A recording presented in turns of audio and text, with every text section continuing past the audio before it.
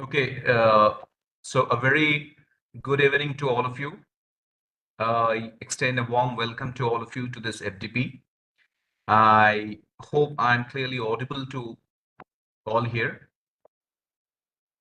Yes, sir. Okay, Yes, thank sir. you. I would just request everyone to please hold on for a couple of minutes to let all the uh, dignitaries and all the participants to join.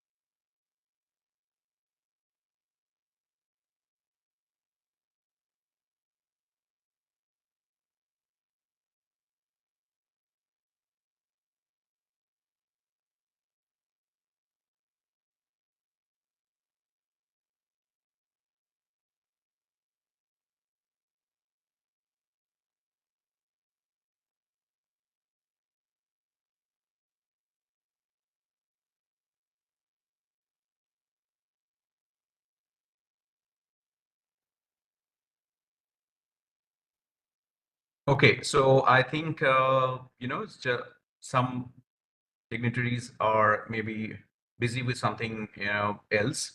Okay, because in our university, there are other things which are very urgent. They're going on like NAC and other things. Anyway, so we can just start now.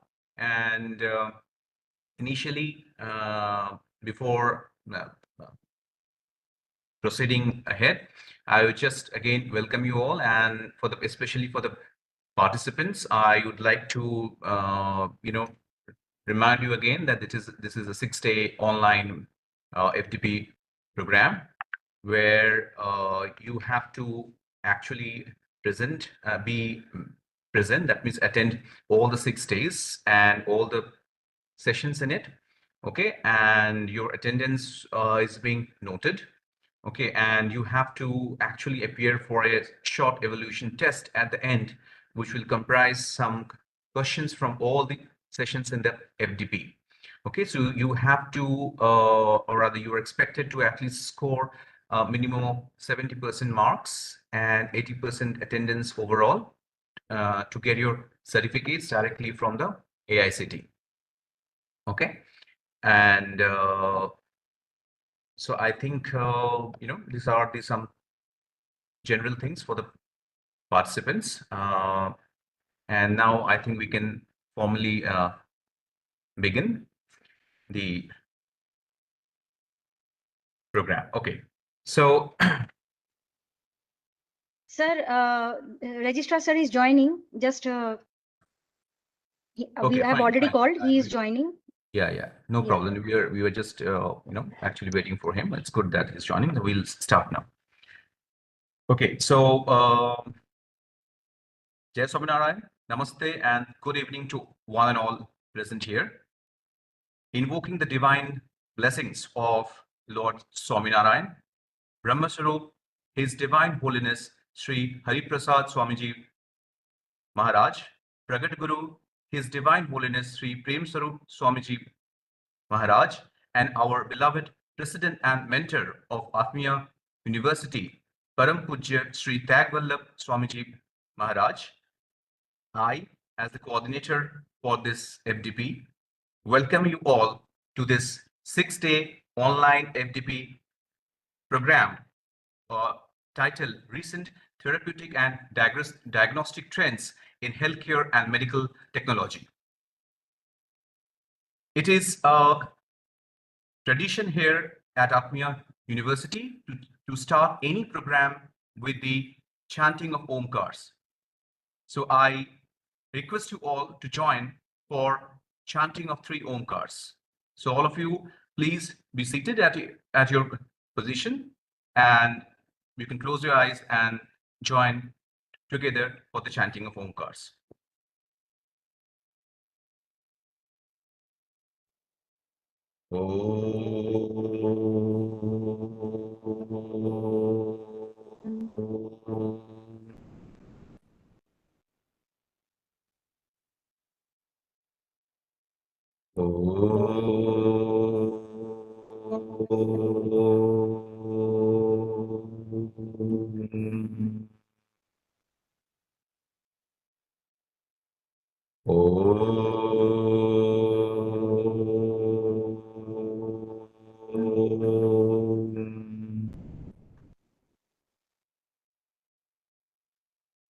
Thank you. With great pleasure, I welcome you all again to this 6-day FDP program, which is sponsored by Atal, AICT Training and Learning Center, and Center for Research and Research Innovation and Translation, CRIT, Atmiya University. This program actually focuses on all the recent therapeutic and diagnostic trends and innovations in the healthcare and medical sector. So we are really very privileged here to have many scientific stalwarts coming from various international and national academic and industrial organizations. So welcome, I extend my hearty welcomes to all the resource persons also here. Similarly, I welcome each and every participant who have registered for this FDP. I hope you have a great time ahead. And it is really good to start any program with a prayer, any auspicious program with a prayer. So I again welcome you all to join for a short prayer and lamp lighting. So I now request the technical team to please start the prayer and lamp lighting.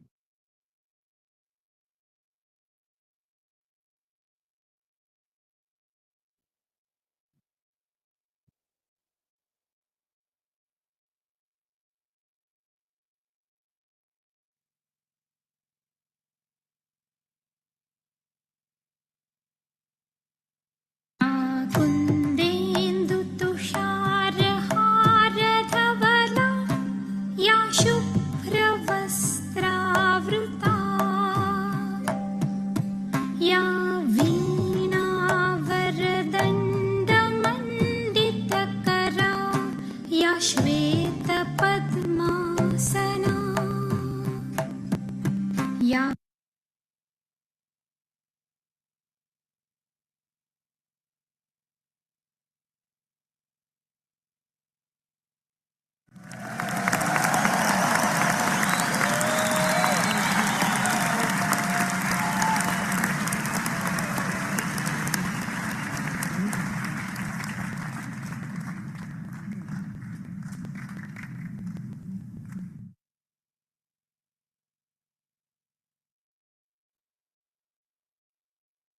Thank you.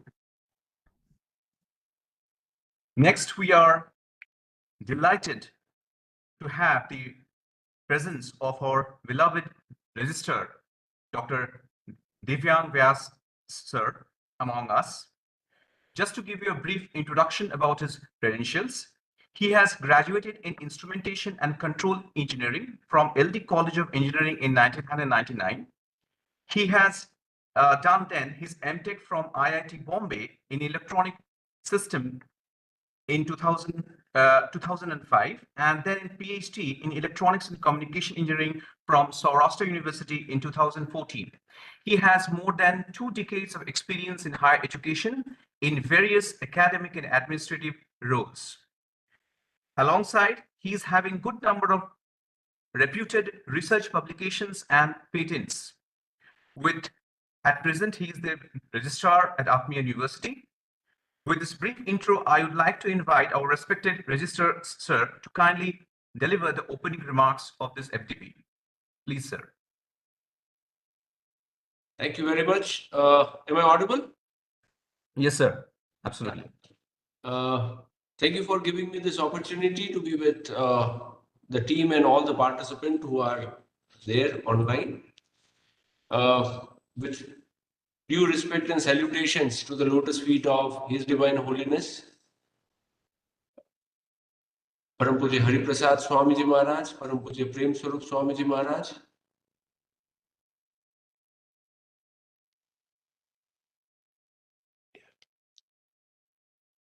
our mentor, our guide, our guru, Param Pujya Tyagola Swamiji Maharaj,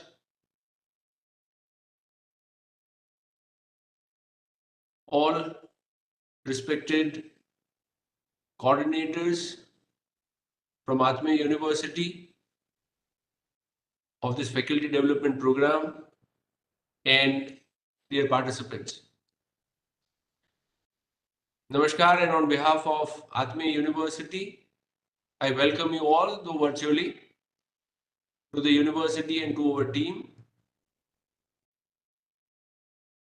At the outset, let me thank All India Council for Technical Education for giving Atmiya University this opportunity for conducting this 6 days online FDP on recent therapeutic and diagnostic trends in healthcare and medical technology. I believe that this is really one of the very good initiatives which AICT is doing and improving. Atal FDP, the format of online FDP is quite with us for quite some time, but we have seen that gradually it has changed its form and done the improvement so that it fits the need of the learners and the knowledge seekers. So I thank AICT for giving us this opportunity, and at the same time, I also congratulate one of the most dynamic and buzzing department at our university for grabbing this opportunity and making it reality as we meet in the inauguration session today. As I have been briefed, we do have participation from diverse field and academic institutions, and we also have series of very good speakers who are going to be with us and sharing their expertise during this 6 days. I sincerely thank on behalf of universities for all experts who have accepted our request and invitation and have given their consent to join with us and share their knowledge through this faculty development program.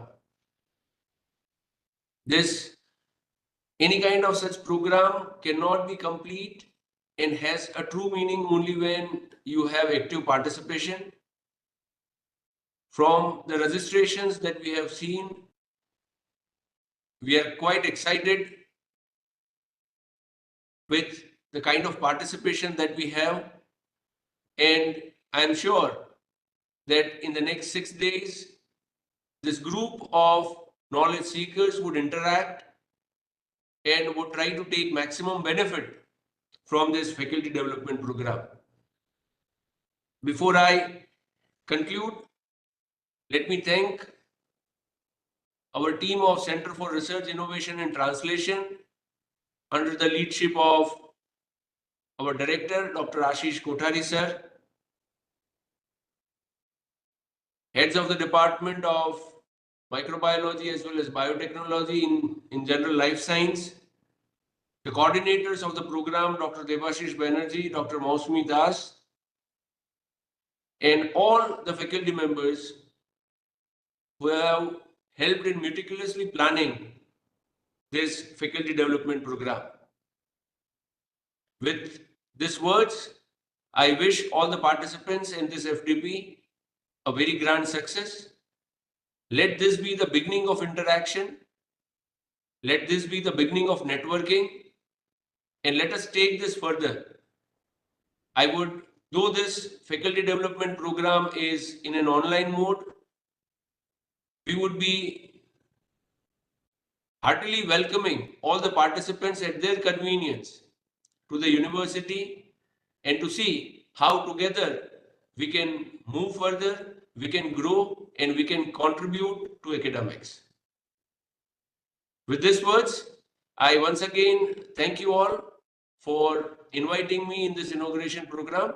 Thank you. Namaskar. Jai Swaminarayan. Thank you, sir, for your very inspiring opening remarks. Next, it is our equal great privilege to have among us the Director of Center for Research, Innovation and Translation, Dr. Ashish Kothari sir, among us. Again, to brief about his credentials, he is a digital video watermarking MATLAB expert and also has great depth in digital image processing. He has contributed extensively for creating the ecosystem of research and innovation in Atmiya University and fostering many initiatives in that direction. He also has many high impact factor publications and a great number of patents as well. So I now welcome our beloved Director of CRIT, Dr. Ashish sir, to kindly brief about the program to all. Please, sir. Thank you, Debashish sir. And on behalf of the entire Atmiya University, on behalf of our President, Param Pujya Tyag Vallabh Swami ji, I would like to welcome all the participants and thank all the participants for keeping the trust in Atmiya University and enrolling in this 6 days FDP on recent therapeutic and diagnostic trends in healthcare as well as medical technology, which will be starting from today and it will go up to 16th of January. But so at this point of time, I join hands with our respected registrar sir in welcoming all of you as well as thanking all the speakers from various national as well as international bodies. Like we have speakers from Norway, we have speakers from USA, and we have speakers from New Zealand as well as very good institutions of India. So I think there would be bunch of information that all participants would surely be getting out of the expertise from all the speakers. And truly, this FDP, the way in which the FDP is designed, the speakers are being taken, and the consent has been taken from speakers by the entire organizing committee, including the Department of Life Science, is wonderful. And they have in their mind that the maximum information, maximum knowledge, maximum points on which the research, innovation, and further development can be done should be included in this online FDP, which is sponsored by AICTE, Atal sponsored by AICT. So on this point of time, I congratulate the entire team of Life Science and the main coordinators of this Atal FDP, Debashish Banerjee sir and Mosmi madam, who have worked tirelessly to contact very good speakers. Speakers can be taken from anywhere, but then they found the speakers according to the theme, and they have the desire to give maximum to all the participants over this period of 6 days. So I congratulate both of them, including the Department of Life Science. I also congratulate Faculty of Science for organizing this event under the umbrella of the Faculty of Science, under the able guideship or able headship of Director for CTQM, as well as Associate Dean of Faculty of Science, Dr. Ravi Tank sir. At this point of time, as I am given the opportunity to explain about the session, as I said, there would be a 14 different sessions, including this inaugural session. There will be 14 different sessions in this entire workshop, which will be covering many of the recent developments, specifically in the fields of medicine and healthcare. Out of them, many will be in terms of diagnostic as well as therapeutic approaches. Uh, and so far as participants are concerned, we have registration of more than 150 participants, and they are from diverse states, from various states of the country and from the diverse fields of the country. So I thank again all the participants for enrolling into this program. All the eminent speakers, as I said, the eminent speakers are there from various backgrounds, and they are carrying expertise from 15 years to 35 years of experience. So we'll be getting the bunch of knowledge. We'll be getting huge amount of knowledge and information from attending this 6 days of FDP. So I request all the participants to kindly not only since this is an online FTP, I request all to kindly concentrate on what is being shared by the eminent experts throughout the entire session, and who knows that this can be very much helpful for the further research topics, further innovation topics in healthcare and medical technology. So so with this point, I would again congratulate the entire team. I would thank all the speakers who have consented, and I wish all the best to all the participants for taking the maximum knowledge out of it. And Atmiya University would always try to organize such program wherein the fraternity, the research fraternity of the entire world can have the interconnections in between through these kind of dialogues, and hence the research and innovation activities can be paced up for the social benefit of benefit of the entire society. So with this, I wish all the best to all the participants. Thank all speakers, as well as congratulate all the uh, organizing committee, especially Mosme Madam and Debashish sir. Thank you. Thank you, sir. Thank you, sir, very much for your very nice and motivating overview of the entire FDP program to one and all present here. It is our greatest honor and privilege to have a very eminent scientist and presently the director of Gujarat Biotechnology University, GBU, Dr. Arun Bandopadhyay sir, as the keynote speaker among us for this FDP. Just to give you all a brief overview of the achievements of Dr. Arun sir, he has completed his PhD in molecular endocrinology from Vishwabharati University, India in 1995. Later, he worked as a postdoctoral fellow in South Korea and worked as a visiting scientist at the University of Cincinnati, USA. He then joined later the CSIR lab, Indian Institute of Chemical Biology in Kolkata, as a scientist in 2000 and continued serving there, finally as a director there till his superannuation. Recently, Bandyopadhyay sir has joined as a director of GBU in Gandhinagar, Gujarat, as already said. His research interests includes cardiovascular and respiratory diseases chiefly.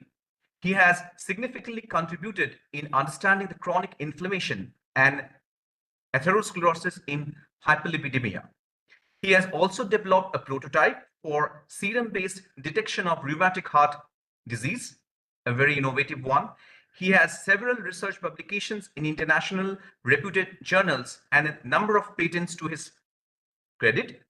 20 students have already awarded PhD degrees under his able supervision, and the number is counting.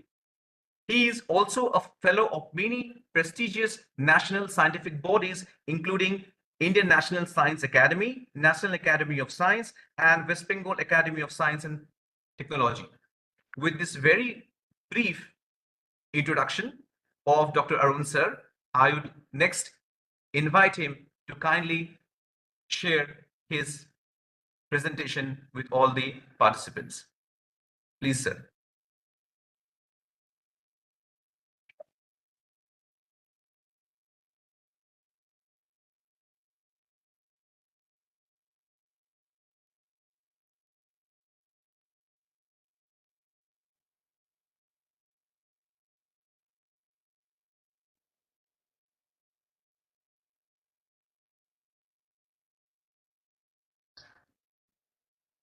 Technical team, please give the presentation right to respected Arun sir. Parth sir, please give the presentation right. Thank you.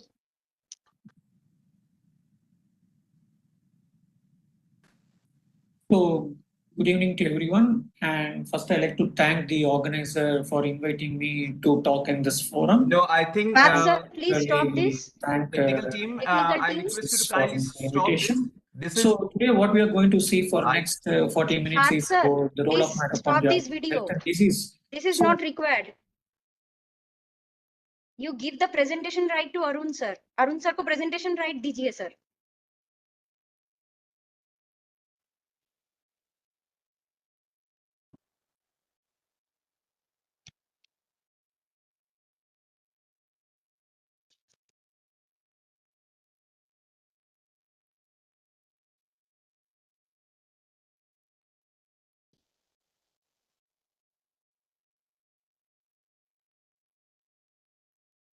okay. I think I have made him the presenter.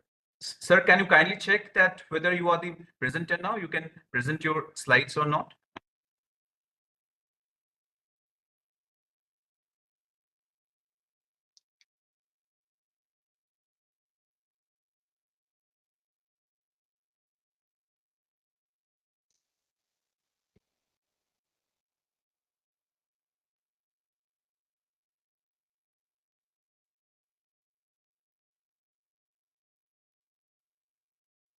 Yes, sir. Right. We can see the slides.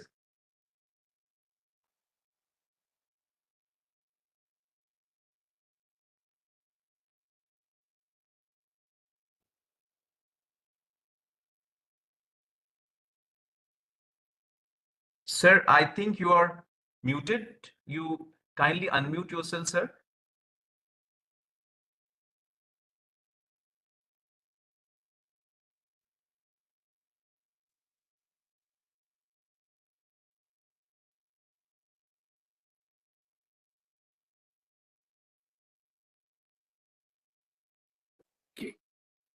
Can you hear me now? Yes, sir. Yes, sir. Absolutely. We can hear you. There's so many things are coming. So my slides are visible, right? Yes, sir. It is. Sir, it is visible, but I think You can. If you can do the slideshow. Yeah. Okay. Thank you, sir. Okay. So thanks Devashish Maushami and Atma University registrars and also director for allowing me to talk here. Thank you very much. I always love to be associated with Atma University because I love to go there also. The title of my talk is Development of Biomarkers for Cardiovascular Diseases, based on the theme of the topics, diagnostics. So I'll just show one of the, begin with one of the diagnostics marker, which I have prepared the prototype.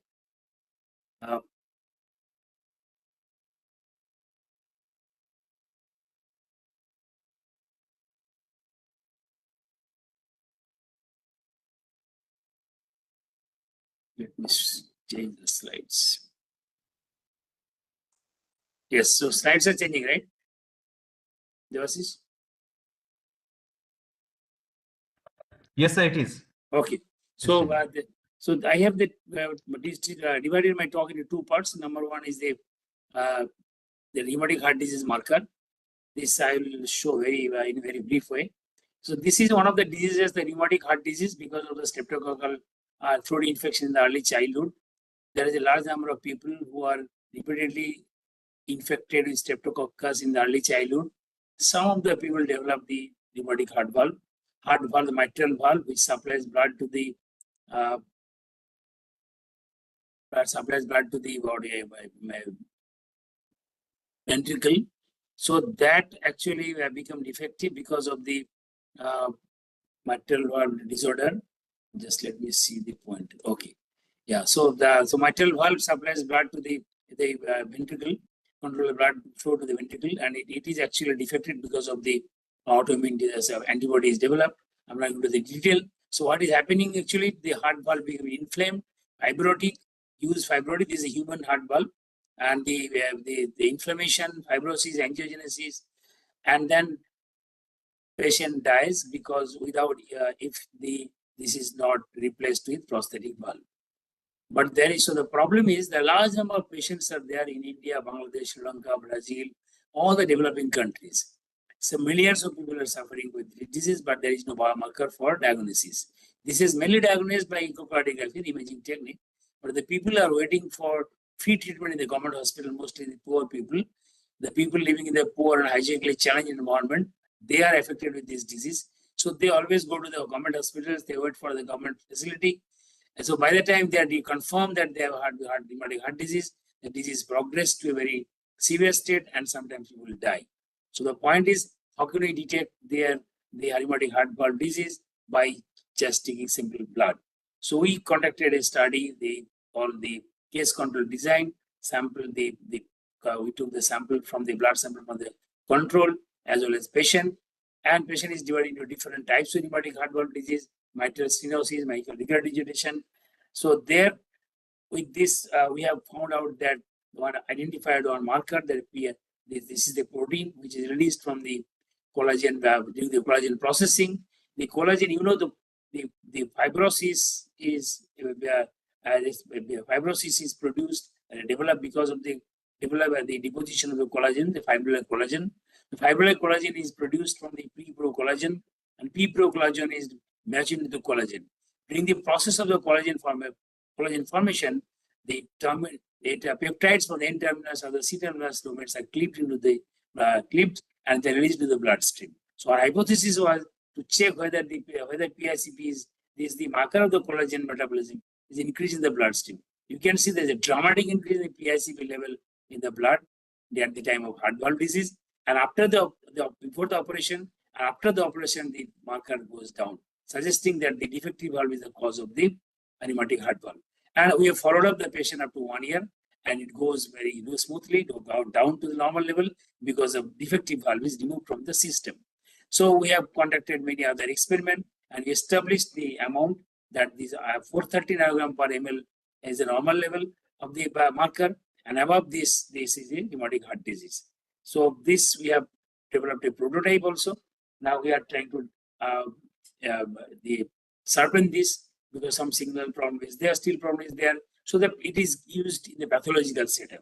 For that, we are now working more to make it a very friendly, users-friendly system for development detection of rheumatic heart disease in the blood.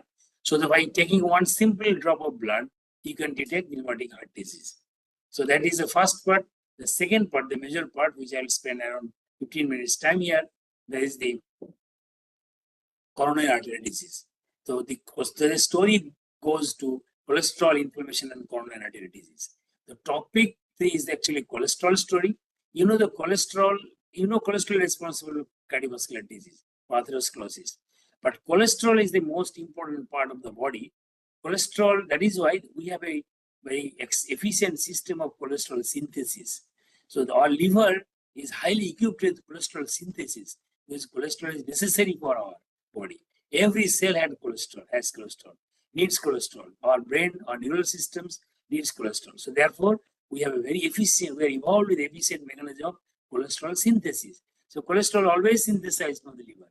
Whether you eat or you don't eat, cholesterol is there in your system.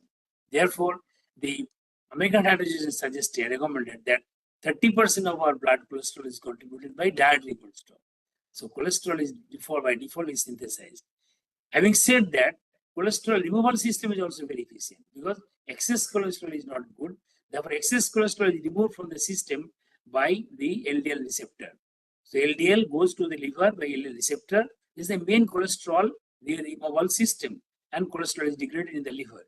But there is another system that is our first defense system, the macrophage mediated system. When there is cholesterol, there is high cholesterol, macrophage actually takes cholesterol, collects cholesterol, and then that cholesterol is efflux out from the macrophages by HDL. That's why HDL is good cholesterol. And that cholesterol, HDL form, in the form of HDL, goes back to the liver through reverse cholesterol transport system. So our blood cholesterol constantly depends on the efficiency of our liver reverse cholesterol system. So this is the mechanism by which reverse cholesterol system, this cholesterol is maintained.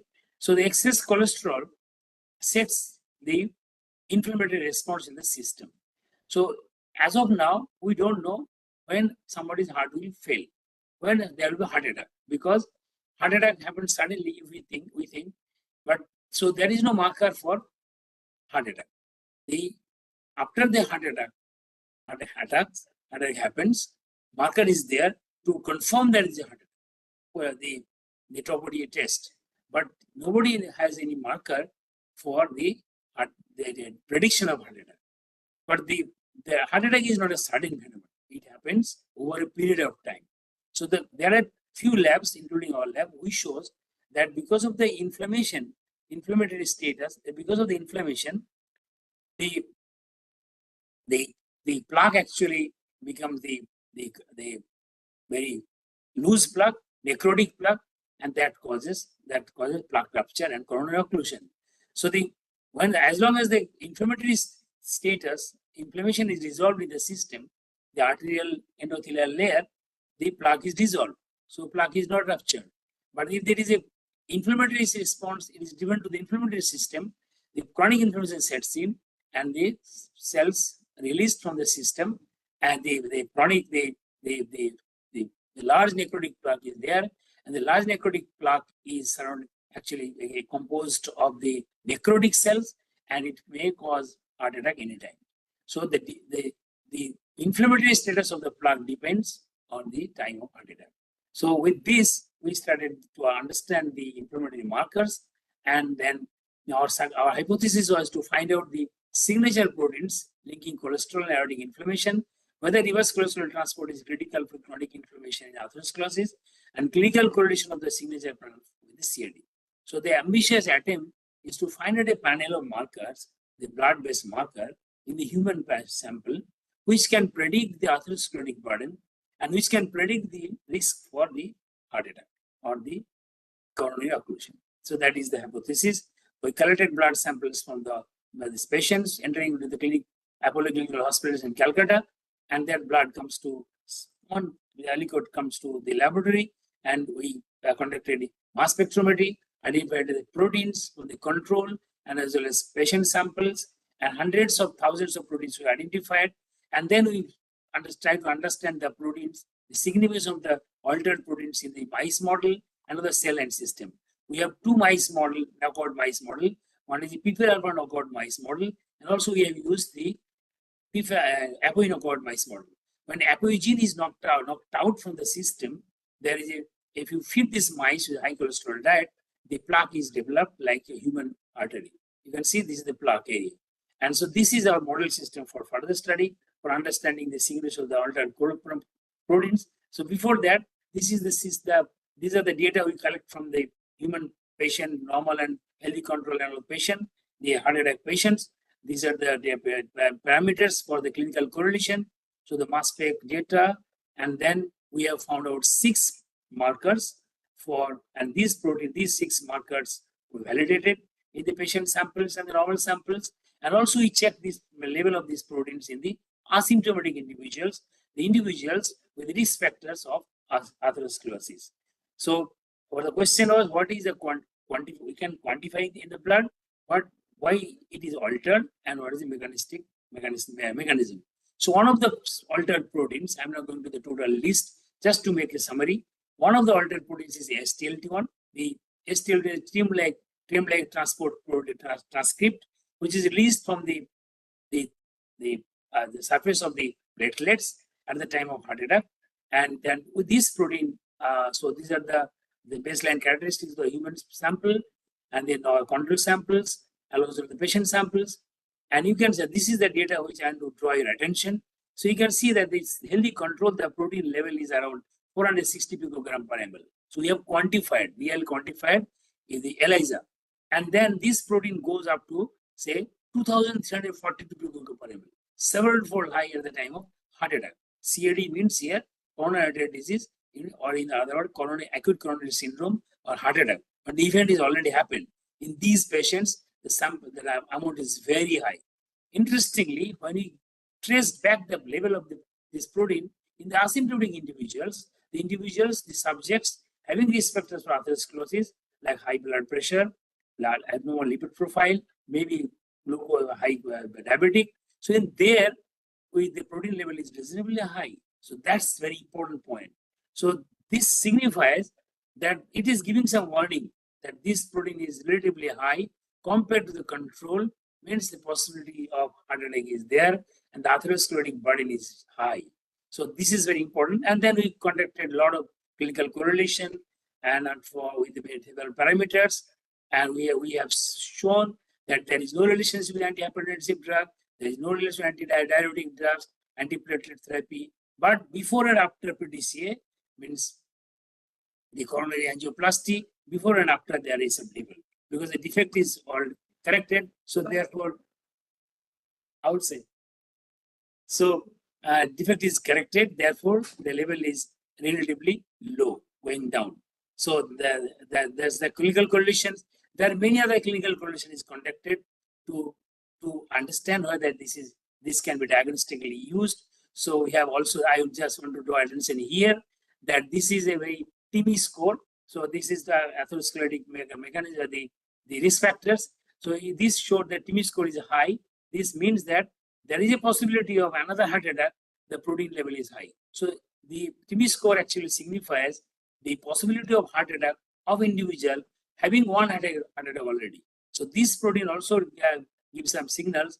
The protein level is high, means there is a possibility of second heart attack in the individuals having already one heart attack.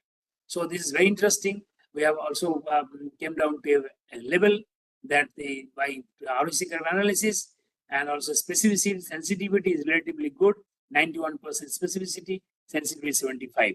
And this is already discussed, asymptomatic individuals. And also we have checked compared with the hypertension and other parameters, we have this STLT1 is the better marker for predicting heart attack. So this is probably also with several other understanding other mechanism. We have shown that how it is working, why it is increased, and we have shown that this is actually what is the mechanism. We have shown that this binds to a protein called the Fc gamma receptor. We have identified the proteins and shown in detail, and also conducted many experiments in animal systems and cell line, so that is actually involved in the inflammatory. It is driving towards the system inflammation status. So it is actually the helping to the system to become chronically inflamed plaque. And this is nicely covered by article published in Clinical Science several years back. The second protein, AZCP1, a novel adipokine, which is also identified for the mass spec analysis. And this protein is also checked. This protein is down-regulated. The first protein is upregulated. This protein is down-regulated. You can see this protein, AZCP1, the adipokine, is released from the adipocytes, and this protein is, the adipokine is decreased significantly in the CAD patient, the coronary disease patients. And this is the level of healthy volunteer. This is the level around 40 nanogram microgram per ml at the time of heart attack. And the AZCP1 level goes significantly down in the patients having type 2 diabetes. So CAD, coronary artery disease, and type 2 diabetes patient, the level is very low, around 30-25 nanogram microgram per ml. So this one is also shown detailed mechanism, how it works, why it is worked, from where it is released, within cell culture system, mammalian cell culture system, animal model. We have shown that this protein is released, AZCP1 released from adipocytes, and this binds to the CD36 at the cell surface of the macrophage cell surface, and makes this, when this system is under control, the whole system is, the inflammation is controlled. When the system the level is very low, it drives toward the chronic inflammatory status, along with the many other proteins already identified in our mass spec study, showed that actually this, because of the down-regulation of AZCP1 and increase in other proteins, the macrophages are actually inflamed, and these inflamed macrophages sitting in the atherosclerotic plaque area and may cause the heart attack. So the third protein is vitronectin. This is cell adhesion protein. This is down-regulated protein. This protein is significantly down-regulated vitronectin, significantly down-regulated at the time of heart attack, reasonably down-regulated at the time of, as in the asymptotic individuals. This also we have quantified. The normal protein level in the healthy individual is 100 nanogram, 80 plus nanogram. It has also some effect in the age. With the aging, the protein goes down. Like in my age, it is 75 nanogram per ml. But in the asymptotic individuals having the spectral atherosclerosis and other factors like the lipid profile, high blood pressure, their level is around 50 plus. So if it goes down 20, that means there is a possibility of a heart attack.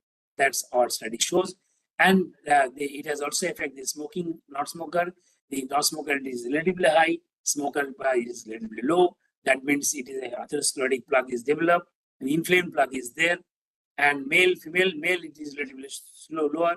The female is high. So high means it is protective. So female is protective. That's my student was interested to establish, and that female is protective, and she showed this. And with this also, you have conducted many experiments in the cell line and other animal model, knockout mice model. We have shown that this is actually input. This vitronectin is also driving the system towards the chronic inflammation and atherosclerosis. This is also published in Facet Bioadvance last year. The other protein is the PGLYRP2, peptidoglycan recombinant protein 2. This is also increased. This is increased. So last two protein decreased. First protein increased. This is increased. So two proteins downregulated, two proteins upregulated. That's my panel. So this protein, this PGLYRP2, is increased in ACS. This the baseline characteristics and then level. See the level of the PGLYRP2 in healthy volunteers is 2,940 nanogram per ml, picogram per ml, and it goes down above 5,000 picogram per ml level at the time of heart attack, and it is 4,000 nanogram picogram per ml at the asymptotic individuals, and it is directly correlated to the age. With the age, this protein increased, suggesting that the atherosclerosis is also increased with the age, and TB score is also very good. The protein level is high, suggesting that it is a possibility of second heart attack in the patient who is already heart attack. So this is it's a prediction of marker for the inflammation. It's an animal model. All these things I'm not showing the detail. This also shown that this is driving the whole system towards the inflammation, and the foam cells, the macrophages are becoming foam cells. Foam cells are sitting in the plaque, and the cells, they become the necrotic and causes rupture and death. This is published in a very elegant journal, the Clinical Journal Atherosclerosis, 2020-23, last year. The two other proteins, so the 6 proteins, ABC1 and ABC5, these have also done detailed study, and one protein is upregulated, which is downregulated. And it's very interesting that one protein is downregulated, another protein is upregulated. These are maybe the cholesterol transporter protein. This is novel work. The basic science is very novel because we have first time showed that ABCA5 is a marker for ABCA5 is a cholesterol transporter. Everybody knows ABCA1 is a cholesterol transporter. We have shown ABCA5 is also cholesterol transporter, but that cholesterol transporter transport cholesterol. We have did a lot of structural biology also, computational biology, simulation. We have shown this protein also helps in the cholesterol transport when there is excess of cholesterol in the system. When the excess cholesterol is there, very high level of cholesterol in human patient and also in the asymptomatic individual, in the apoe mice, in the another knockout mice, dyslipidemic mice, that protein, the ABCA1 is downregulated. At the time, ABCA5 is upregulated. The another protein is upregulated to take care of the function. So there is a system in our body that to take care, but it fails. Then there is cells become necrotic and macrophage actually still dying. So this is also published in a very elegant journal, the Journal of Molecular Biology, 2020. So this last one is so those are the panels, and we have also shown that how the system is driving toward the inflammation. I've not got this part. We have shown that the atorvastatin actually removes the inhibits the inflammation. You know, atorvastatin is this statin drug which inhibits the first stage in the cholesterol biosynthesis, the key step in the cholesterol biosynthesis, the HMB-CoA reductase inhibitor. So because of the HMB-CoA reductase inhibition, cholesterol biosynthesis inhibitors, that's why statin is so successful. But people have shown that statin also inhibits controls the plaque formation. In the animal model, we have shown that statin inhibits the plaque formation, but that is known. What is unknown in our, that is what is new in our system, we have not published this, that their macrophage population is very high in this area. The resident macrophage population goes down because of the statin treatment. So that explains the mechanism of the protection by statin. So these are the 6 markers: ABC1, ABC5 ratio, AZGP1, STL2, AZGP1 is BGLRP2 are increased. So STL1 is BGLRP2 increased, and these two proteins, vitronectin and AZGP1, downregulated. So these 6 proteins are published. In-depth studies are done.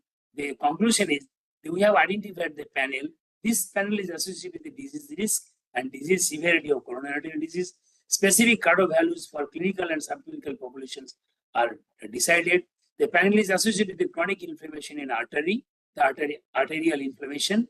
All the validated proteins beautifully connect the interplay among the inflammation, reverse cholesterol transport, and atherosclerosis. So the future direction is we are trying to validate in the longitudinal cohort.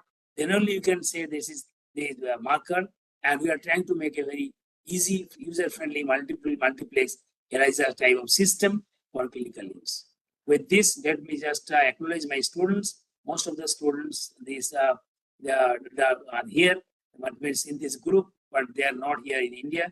They are the Pradip stage, Albert Einstein, she did the visual RPT work, and Devasmita did the vitronectin work. She is in the Philadelphia. Olipto is in University of Chicago. He did this the GMB paperwork, that ABC1, ABC5, and then these students.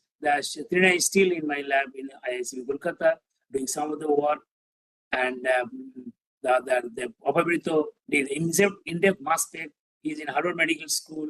Kamalika is in India, and some of the students are in Australia also.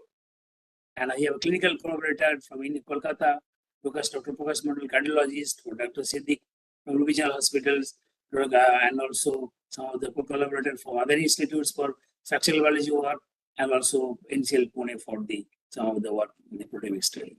So with this, let me thank you once again for inviting me and for your patient hearing. Thank you very much.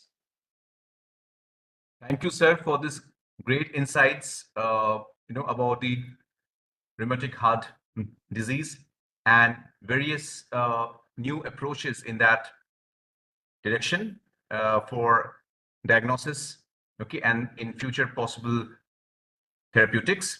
You know, you have very nicely touched upon some of the points, okay, like you have the innovative diagnostic kit-based uh, therapy for understand, or the kit actually for understanding the rheumatic heart disease. You have very nicely shown the river cholesterol transport, which is critical for the inflammatory status of the plaques. Your work regarding the signature proteins and their relation to CAD is really commendable. And it's very nice to see the interplay of so many proteins there, especially some of the unknown ones like ABCA5, which also has a role towards that. So once again, on the behalf of Atmiya University and this FTP program, I and my coordinators and the entire university is really thankful to you for giving your time and taking time from your busy schedule to present this keynote address. Once again, really thank you, sir, and we hope to collaborate with you like this again in the future. Thank you very much. Thank you very much. Okay, now the panel. Devashish, there is a question for Rupak Kumar. Have you developed POC and initiated regulatory approval? That is a very nice question. He has understood this.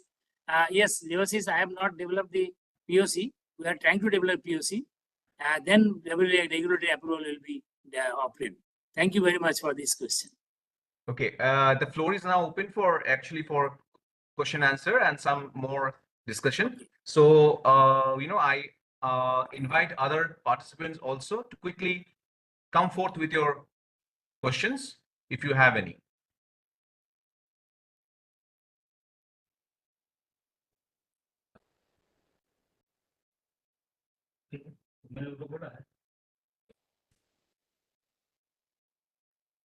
Anyone? Any question answer? Okay, I think hopefully all the participants have understood very well and they don't have any doubts. Okay, so once again, thank you, sir. Okay. Thank you. Thank you, sir. Thank you so much. Thank you very much. So I'll sign out. Okay, sir. Yeah, please. Okay. Okay, so now I actually hand over the session to my co-coordinator, Dr. Mosui Das, madam, to kindly take on the proceedings from here on. Thank you, sir. Thank you so much. Am I audible to everybody? Yes, ma'am, you are. Thank you. I would like to take the privilege for welcoming our next speaker of this session, Dr. Respected Bindu Madam from Jain deemed to be University, Bangalore. And today we are delighted to present a short overview regarding her. She has completed her post-graduation in medical biochemistry from Manipal Academy of Higher Education and PhD of Regional Center, Trivandrum. And she has a commendable 22 years of teaching and research experience. PhD of her research career was focused on expression of molecular marker such as matrix metalloproteins and their regulators. With this, I would also like to take the privilege to share her few of the important aspects of area of research like plant lattice protease, wound regeneration biology, biofluid-based metabolomics. She has a good number of research papers, book chapters, and PhD completed students in her credentials. Along with that, she is also actively involved in the administrative, academic, research-oriented activities.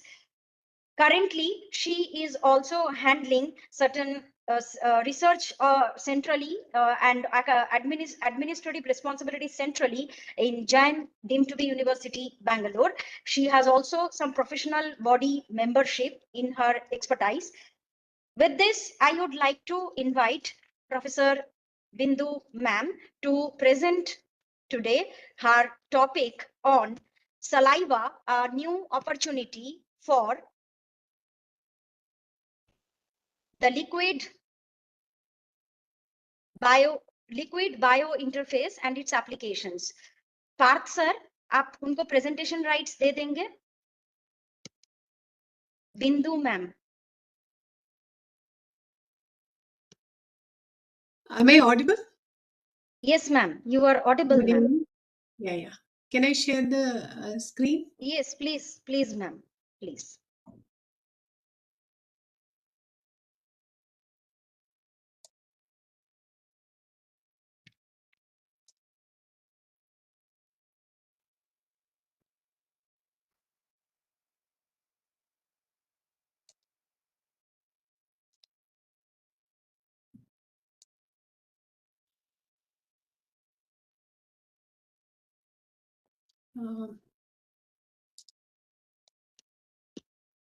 Is it okay, ma'am, from your side? No, I'm not able to share it. Okay, let me have the privilege, ma'am. From your side not happening. I will share it. Just a minute. Just a second, ma'am. Yes, sir. Okay, ma'am.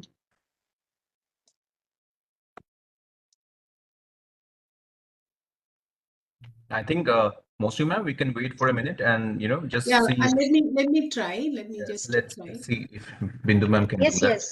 Yes, sir. I'm waiting, sir. No problem.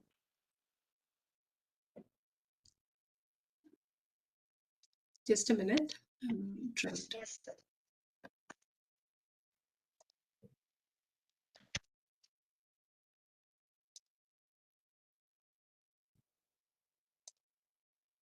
Share.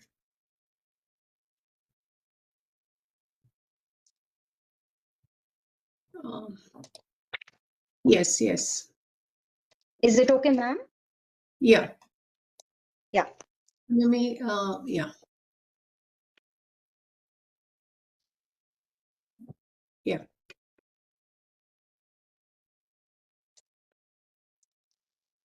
Yes, ma'am. It's came, ma'am. Just make it full slide, ma'am. How do I? Ma'am, that TV sign in your PowerPoint presentation, you can see. Yeah. Just click it, ma'am. The screen is going very small here, so I'm unable to. Bottom corner, you can see. Yeah. Television sign. Yeah. Is it now? Just read sign you can see, or Mac see.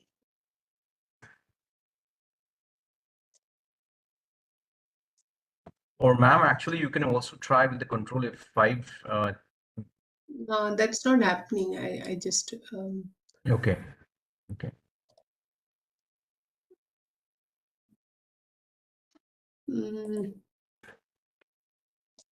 I think it's sharing, but then I'm not unable to take that Ma'am, particular function. Ma'am, do one. Ma'am, just maximize this particular slide. You can see these two boxes. I will do that. At the top right, right for. Yeah. Just minus beside the minus sign. Yeah. I'll do that. Share. Enter screen.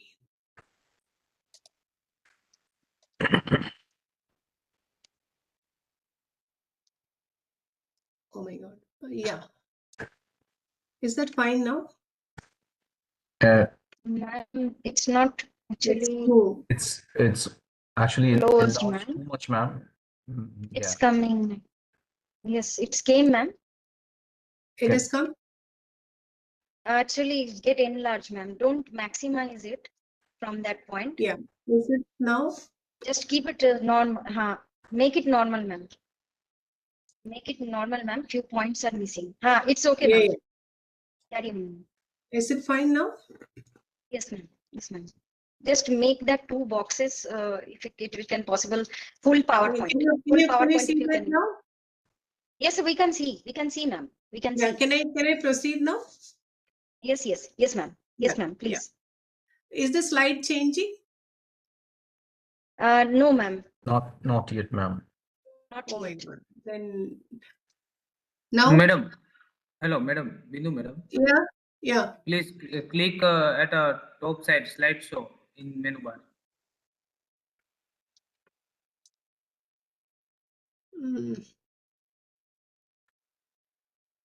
आप madam पहले आप screen share कर दीजिए एक बार.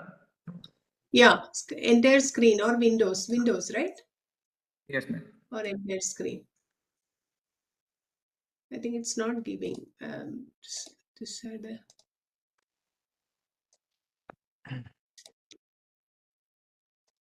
Ma'am, That's then what I I was think in that case we can share it from our end. And But somebody has to be there with Yes, me. sir, we can. to. We Is it share it okay? from our end, ma'am. No problem. Yeah, I think I'm we giving you share it. trouble. No. Yeah, I'm so Please sorry don't about say it. ma'am like that, please. Yeah, that's okay. We That's share it. okay. It happens. yeah, Yeah. fine. Probably I would prompt when this the slide has to Yes. be changed. Yeah, that Yes, should be yes. Sir, fine. Yeah. You can please say, and we'll keep Yeah, changing the sure. slides. Yeah. Devashish sir मैं share कर दे रही हूँ. Sure, please.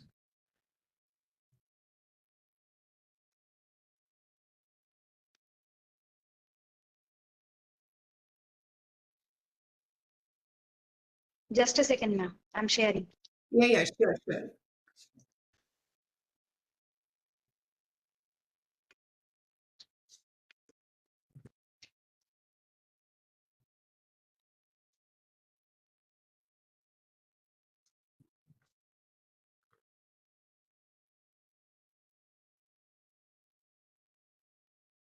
Yep.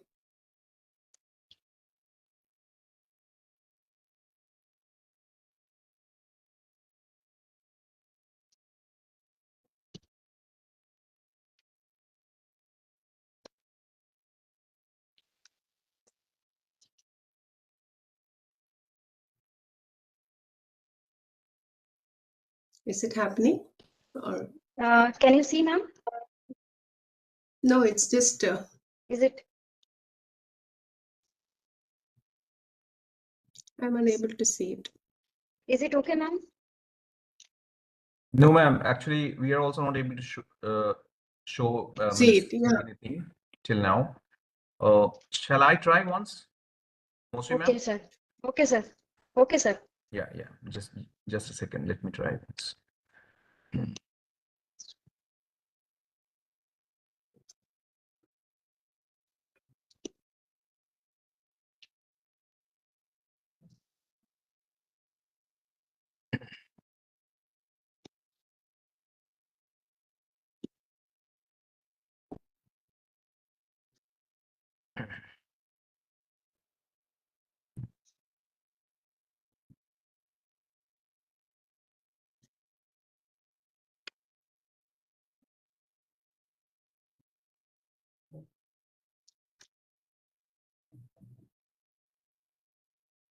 Yeah.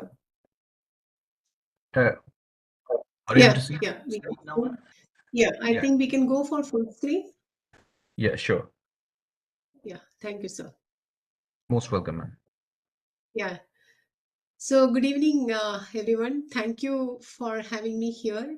And thank you, Dr. Mausmi, for that wonderful introduction. And I would like to, first of all, thank the organizers for this opportunity and all the participants for for being present here today. So, I think with all the permission from the team, I would just get into my lecture. The next slide.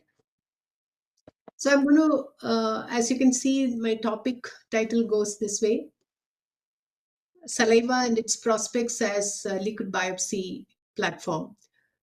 So did you know the current global statistics of death received from cancer?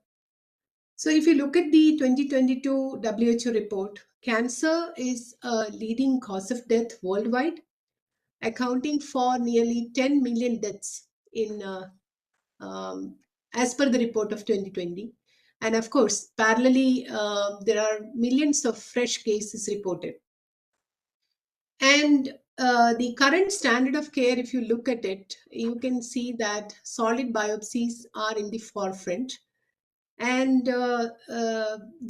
it is considered as the superior most platform because it gives a lot of information pertaining to tumor histology, also provision for understanding standard biomarkers for subtyping and treatment planning, and molecular profiles for predictive and prognostic signatures of a particular tumor. Although all these positive aspects are there along with tissue biopsy, it is considered even as a gold standard. It comes along with some inherent limitations.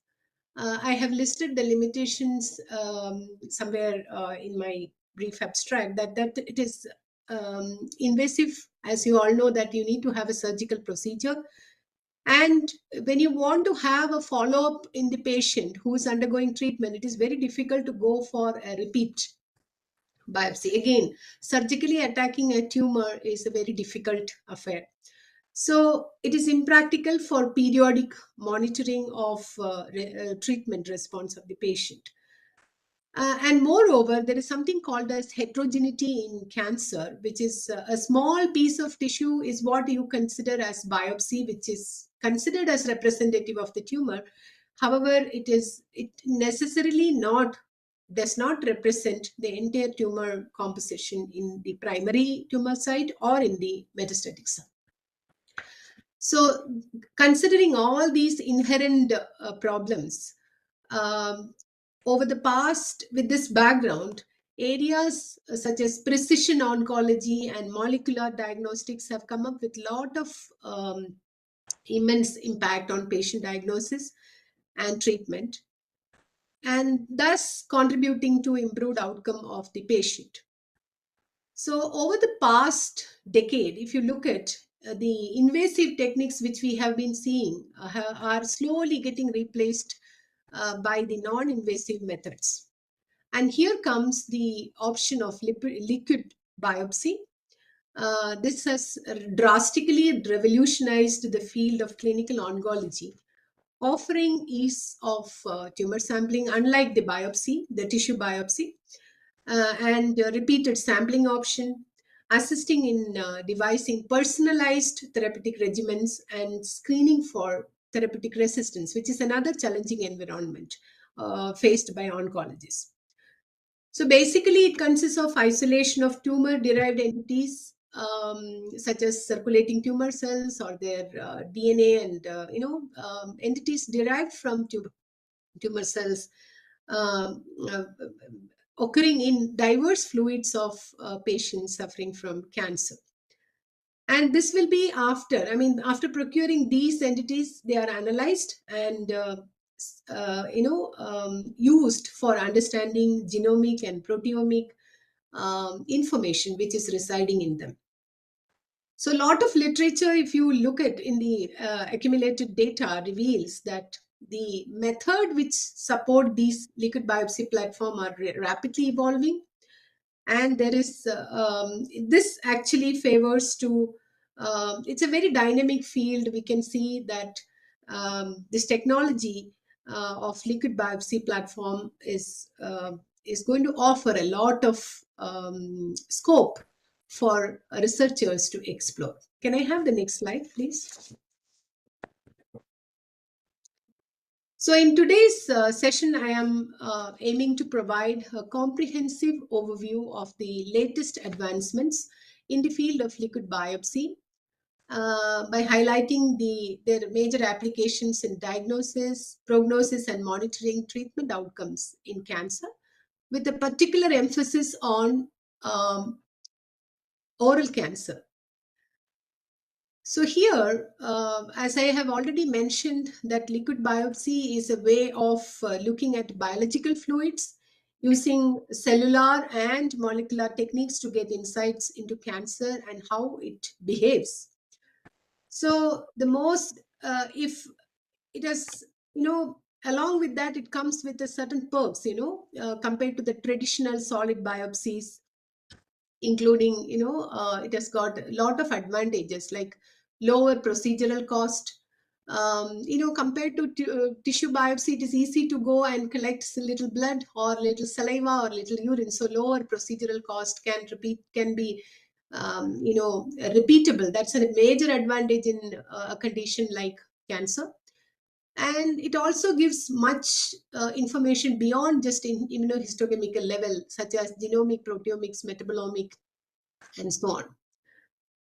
So the most popular and commonly used samples so far have been blood, and the recent research in this field has led to a lot of promising other options, such as which are easily accessible, like urine, pleural effusion, ascitic fluid, cerebrospinal fluid, and saliva.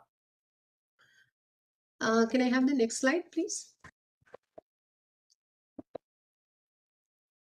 So if you look at the history of liquid biopsy has been around here since 1869, when researchers first spotted circulating tumor cells in patients with metastatic cancer. In 1948, subsequently, scientists found and measured circulating nucleic acids in blood, and in 1960, they've discovered the cell-free DNA in a condition called lupus patients. In 1980s, oncologists also found cell-free DNA in this fluid medium. So since then, there has been tremendous interest evolving in studying cell-free DNA, which led to the finding of specific mutations in maybe around, the report says it is 1994. Today, if you look at this particular platform, liquid biopsy lets us collect and analyze various components that tumor cells release into the bloodstream, maybe through cell death or maybe through active release by the tumor cell itself. And we call all these components as tumor circulome, which includes ctDNA, that is circulating tumor DNA, CTCs, circulating cell-free RNA, tumor-educated platelets, extracellular vesicles, and bunch of proteins, and also, as I mentioned, metabolites. Next slide, please. So next slide. So with this background, a lot of research has gone in, and subsequent research in this area has given evidence on the utility of liquid biopsy in diverse cancers using body fluids like blood and urine. You can see here diverse cancers wherein the platform or this tool, liquid biopsy option, has been used to identify mutations of diverse nature, then microRNA profiling, and then also to detect the treatment response. Next slide, please. All right, now let us examine oral cancer and its significance within the context of what we are discussing today about this particular liquid biopsy option.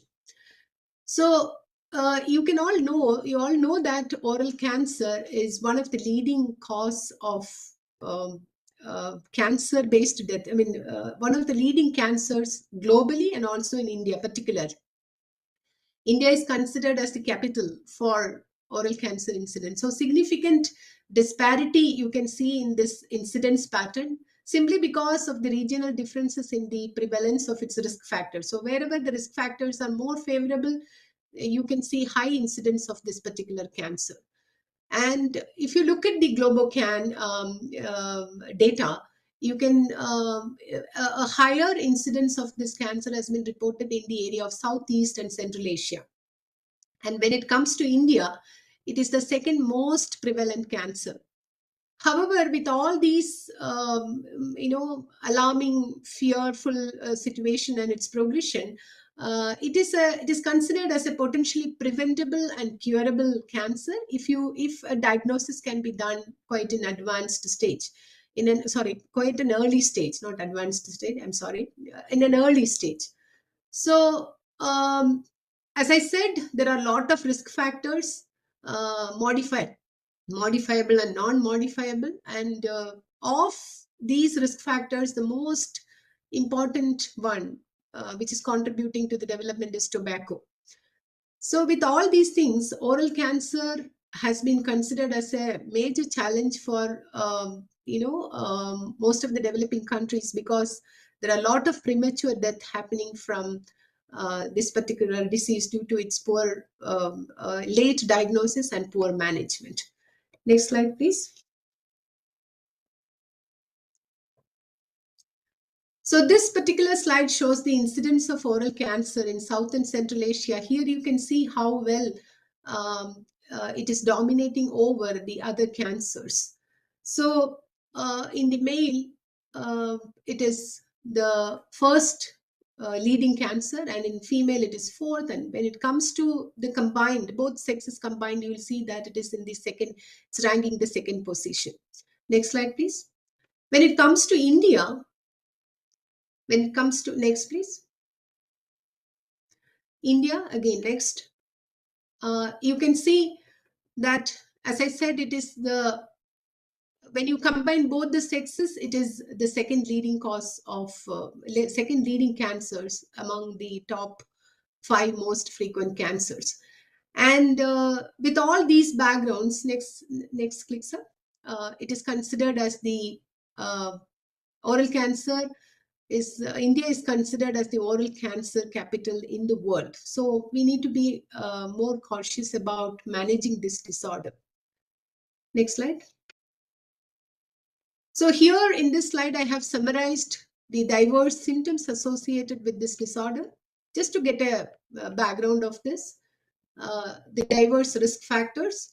And what is most important over here to note is that the prevalence rate of oral cancer vary from over 20 per 100,000 population in the US to 10 per, in India, to 10 per 100,000 in the US. So that means in India, we have a doubling incidence rate compared to the advanced countries.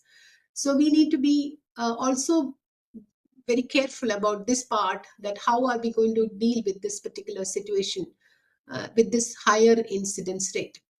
And here again, you see around the last 10 years data, if you look at 32 to 33% increase in male and female respectively with respect to the incidence can be seen.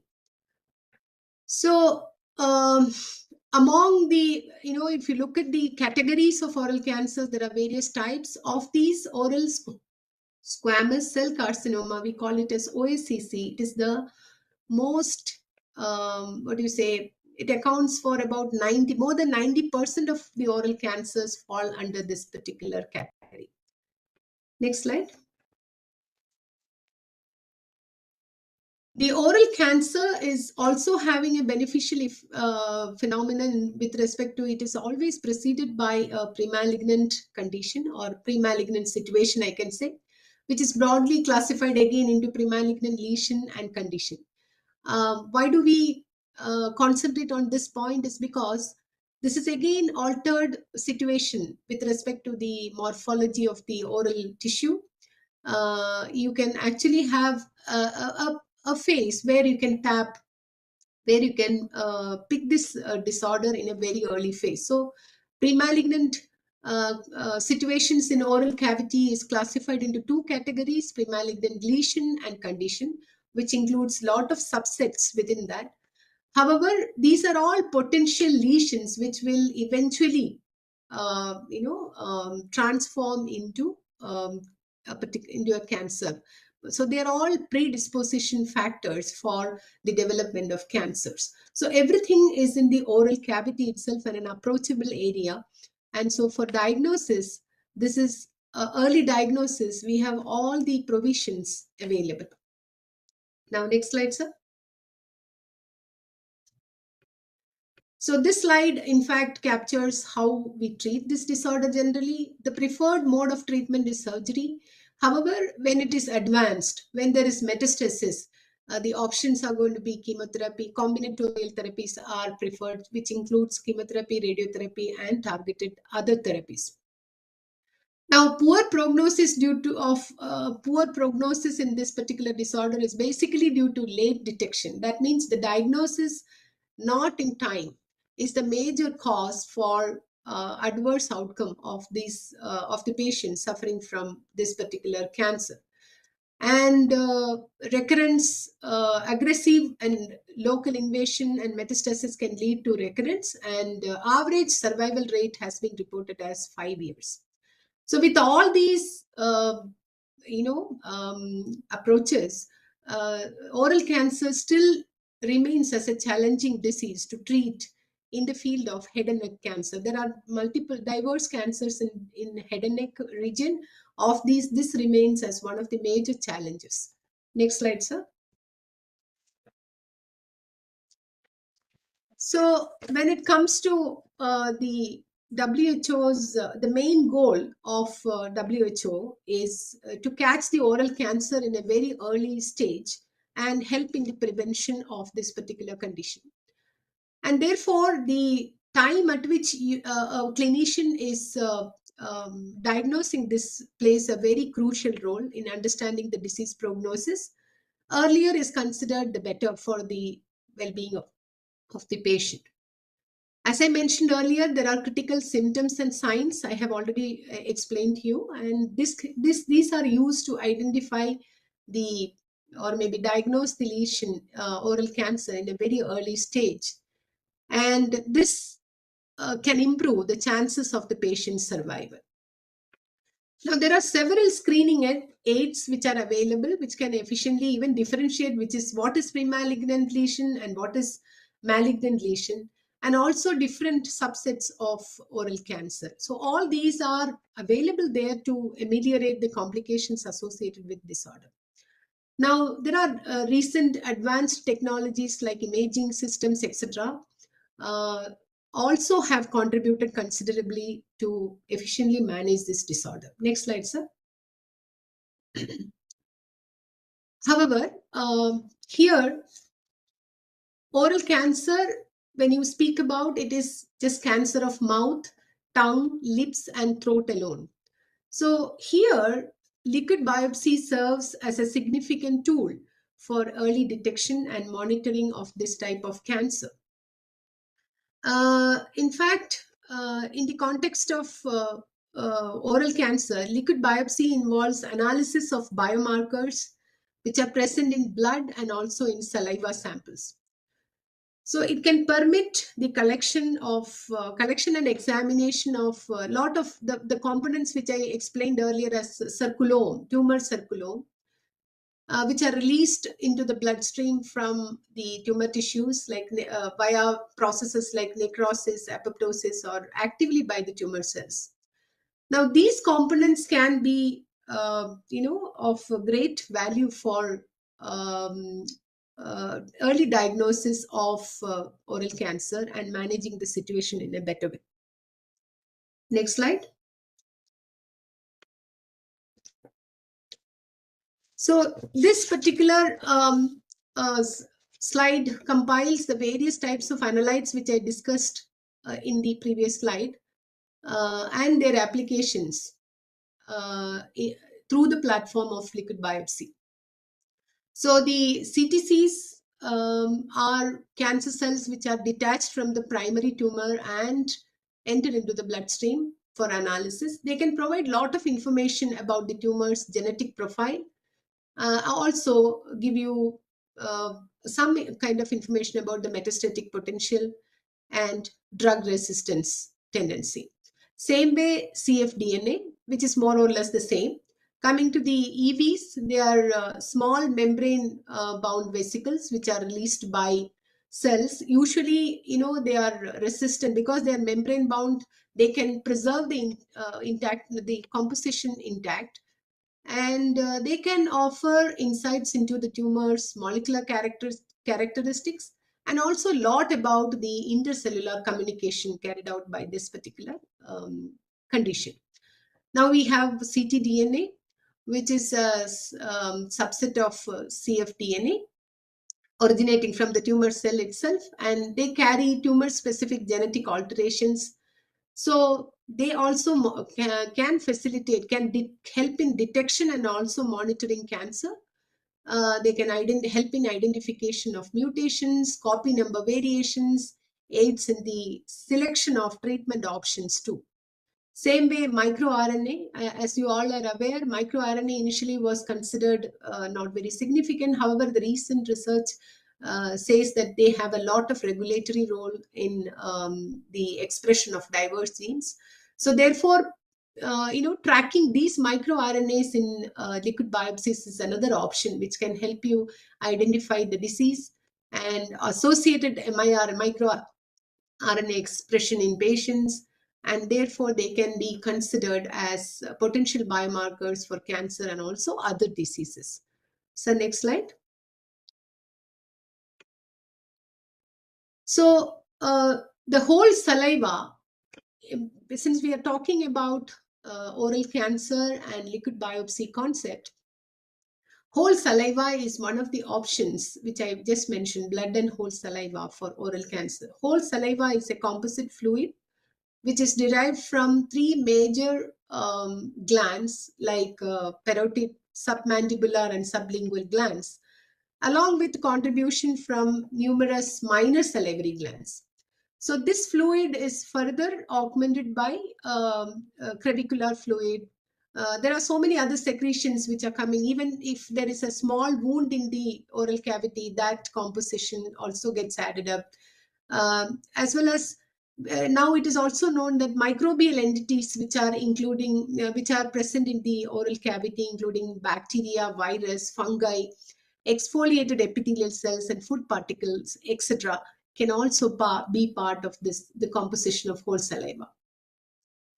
Now, saliva has been widely recognized and used as a diagnostic medium due to its easy accessibility. I told you that it has got a lot of advantages compared to the tissue biopsy, the solid tissue biopsy, because it is easily accessible, non-invasive nature in collection, and fast collection prospects, very cost-effective, very inexpensive methodology followed, minimal expertise requirement, and mass screening access.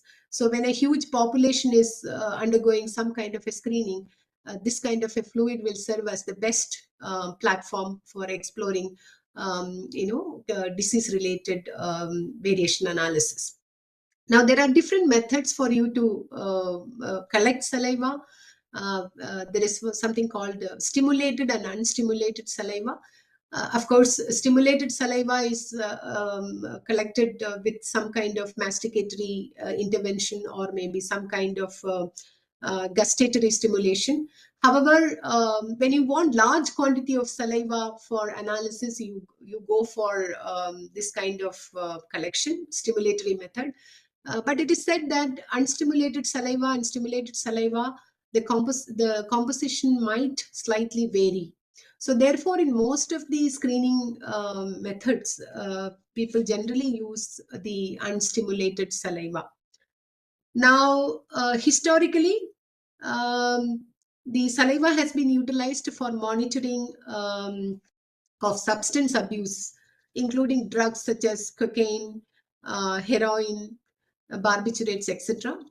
Additionally, salivary testing has been predominantly conducted for diagnosis of HIV infection, and also a lot of other, the assessment of salivary parameters for looking for variations like flow rate, pH, buffering capacity for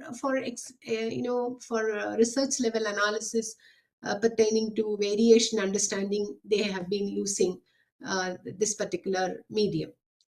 Now, regarding cancer diagnostics and monitoring, altered levels of specific mRNA molecules have been identified in saliva of patients with oral cancer. And also there are a lot of changes in certain protein concentrations across various cancer types have also been reported. So next slide.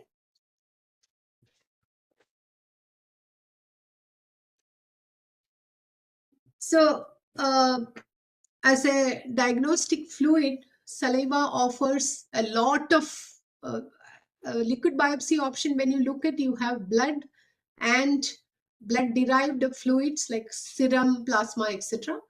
And then these kinds of fluids, which are just evolving in the path of salivary, liquid biopsy methods, liquid biopsy options. So here there are a lot of advantages when you consider saliva over serum, because it can be collected non-invasively by individuals with modest training, and it is cost-effective approach for scanning large population. It has got minimal risk of contacting infection during collection and can be used in clinically challenging situations. And most above all, in case of oral cancer, this is just the vicinity fluid. That means whatever you see in the tumor is bathed in this particular fluid medium, and therefore there is a constant communication between the tumor and the vicinity fluid. So these are some of the advantages which you can see in this particular fluid medium. Can I have the next slide, sir?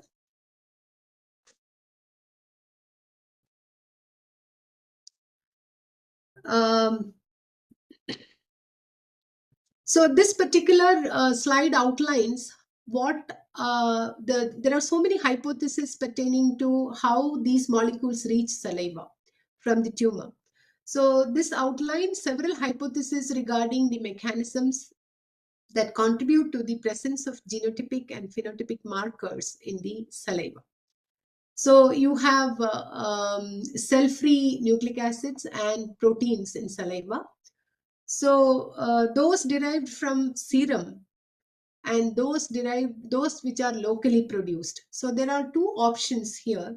Those derived from serum could either be a product of normal salivary secretion by the glandular cells, acinar cells, or may enter into the saliva through intracellular mechanisms such as active transport. You can see here passive diffusion, ultrafiltration through tight junctions, or outflow of trabecular fluids.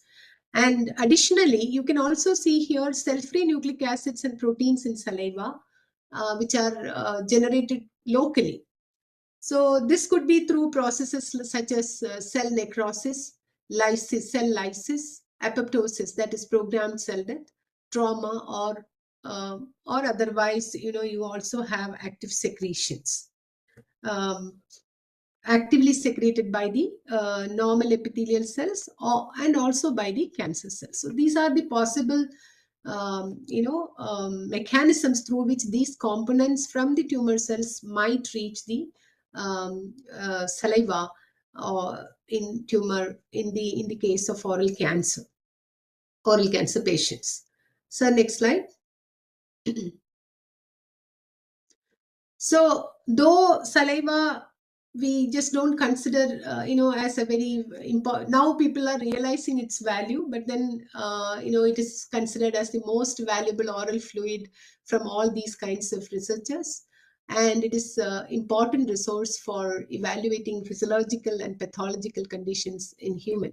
It is considered as the mirror of your of a particular human being, because any variations, if you consider the previous slide, considering the mechanisms operational between the cells and also in the blood, and the connection between all these compartments, says that it can in fact mirror the events happening in the tumor, or mirror what is happening inside the body. So it is very critical to the composition of saliva is very important for the maintenance of the oral health, and it contains many organic and inorganic substances. That is the most important aspect for us, which can serve as biomarkers, and this can be used in early detection and diagnosis of many oral diseases as well as systemic diseases. Now, saliva for oral squamous cell carcinoma, that is oral cancer patients, may be an alternative choice, especially when you consider the connection link between the oral tumor site and also the salivary production area where it serves as the tumor vicinity. So with all these background, it is considered as the most attractive secretion for analyzing the biomarkers for oral squamous cell carcinoma and also for many pre-malignant diseases in the oral environment, because it is very easy to collect, non-invasive. I've already mentioned about the advantages of this to contribute to contribute to its consideration as a liquid biopsy option. Next slide, sir.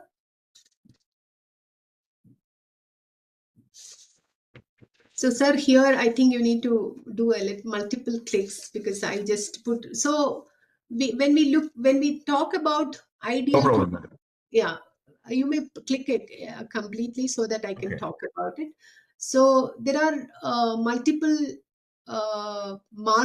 you are actually looking for markers in the saliva. So when you consider a marker to be ideal, it has to qualify certain mandates.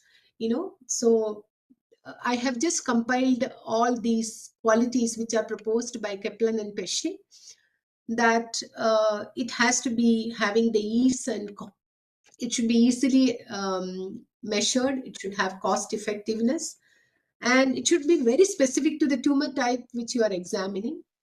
And there should be a proportional relationship between the plasma level of the marker and the corresponding tumor mass. So in this case, when you are considering the saliva, it should be like that, is what I'm trying to say. Now, the presence of abnormal plasma or urine levels in case of micrometastasis, especially when traditional diagnostic methods cannot detect them. And then stability, it should be highly stable in the fluids, that is plasma, urine, or saliva, avoiding significant fluctuations. And the ability to prognosticate the likelihood of tumor recurrence. That means when recurrence is going to happen, this should give you an indication well in advance. The level of these molecules, the molecules which you consider as a marker, should give you a prior hand information. Now, responsiveness, it should have responsiveness to changes in the tumor status over time. That means as the tumor grows or as the tumor becomes aggressive, the marker has to also increase in concentration, or if it is reducing, then it should show a reduction in the level. Now, the capacity to precede and predict recurrence before they become clinically detectable, that is also another quality which these molecules have to reflect. And with all these characteristics, you can say that tumor markers are distinct genes or their products that are exclusively produced by tumor cells, or otherwise you can say they may be produced by normal cells, but then their level in the tumor cell is elevated. So in these two scenarios, molecules which can qualify all these characteristics can be considered as ideal tumor markers.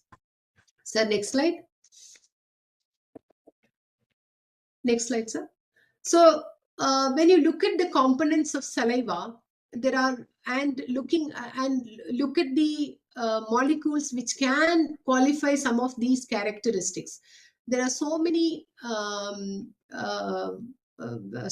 categories of molecules, or maybe candidates have been identified, which can be useful for diagnostics through data-driven fields such as genomics, transcriptomics, proteomics, metabolomics, exosomics, and oral microbiome. So next slide. So under the category of genomics, you have DNA. Here, transcriptomics, you have mRNA, microRNA. And then proteins, there are millions, there are more than 3,000 proteins have been detected in the human saliva, which may have been used, which have already been used as biomarker, or maybe have been considered to have biomarker role. I have put some examples here. And also there are a lot of metabolic end products or intermediates of diverse pathways, which are considered under the metabolite category. Some of the research from one of my research scholars have particularly worked on this aspect. oral metabolomics in squamous cell carcinoma. You can so this is another component which is clustered under the biomarker category. Then exosomes. These are vesicle which are released by most cells in the body upon fusion with vesicular bodies and multivesicular bodies with the plasma membrane. So they remain stable. The composition remains stable because they are protected by the plasma membrane. But then they play a very important role in oral cancers and have the potential of becoming biomarkers.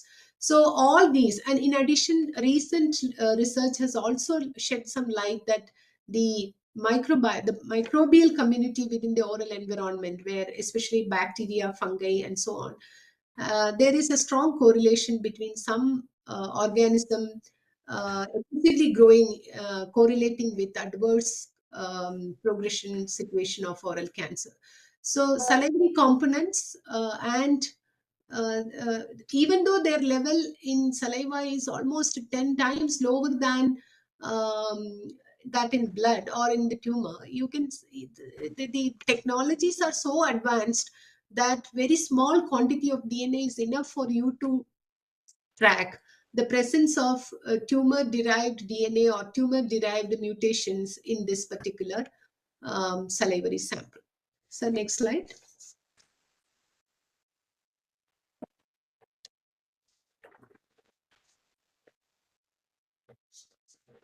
So there are this particular slide compiles some of the markers which are reported to be qualified in oral squamous cell carcinoma. Of course, it is not necessarily in saliva. It's in diverse biofluids. However, I'll come to the examples which have been reported in the saliva samples of oral cancer in the coming in the next slide. So you can see here the changes in the cellular DNA, some examples which has been reported.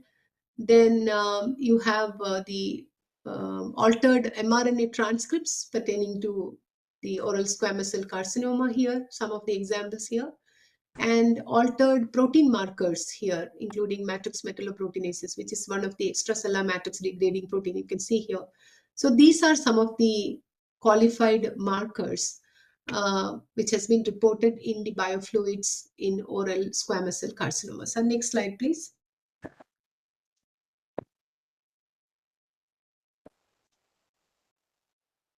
Yeah, of course. Next one, sir. So salivary microbiota is also. So here, yeah, the next one.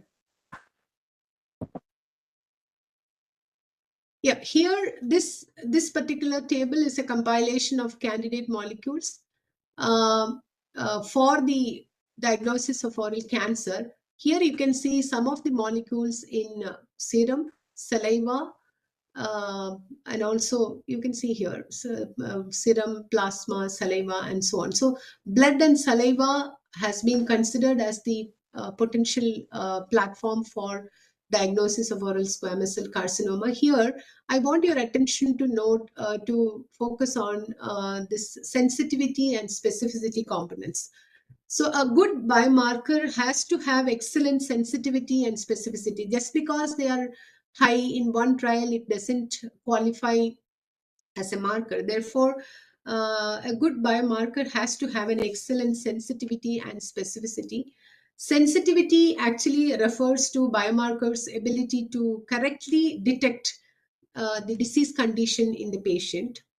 That means a patient as a patient, it should detect it like that. Whereas specificity relates to biomarkers' ability to correctly reject healthy individuals without a condition. There should not be any false positive or a false negative coming out when these molecules are considered as the, when you design an assay with this as the molecular biomarker.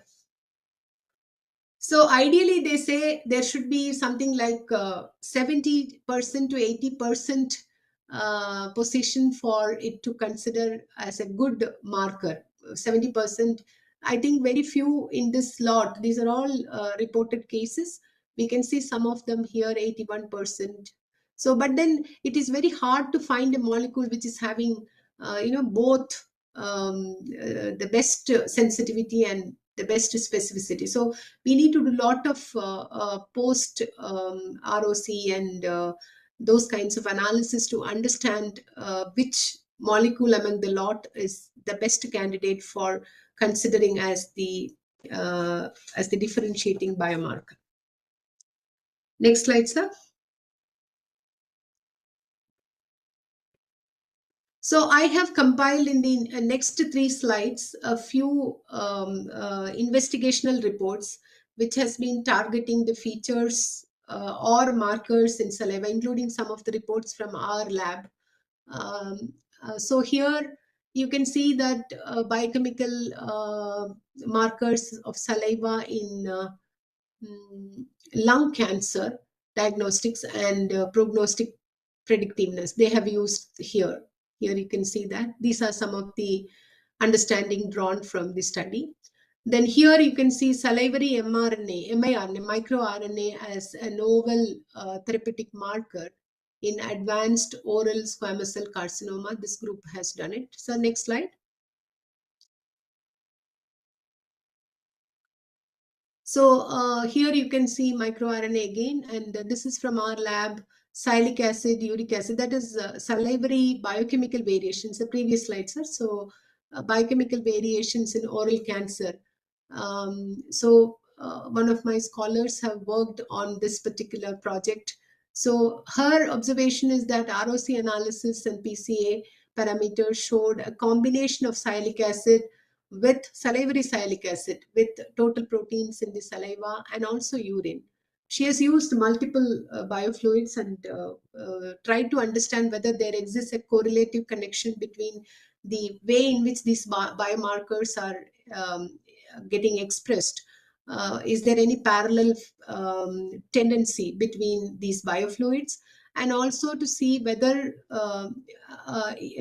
any of these biochemical parameters are having any decision making capacity in differentiating the disorder condition from a healthy condition. So that was, so like this, there are multiple studies. I just took a few representative studies.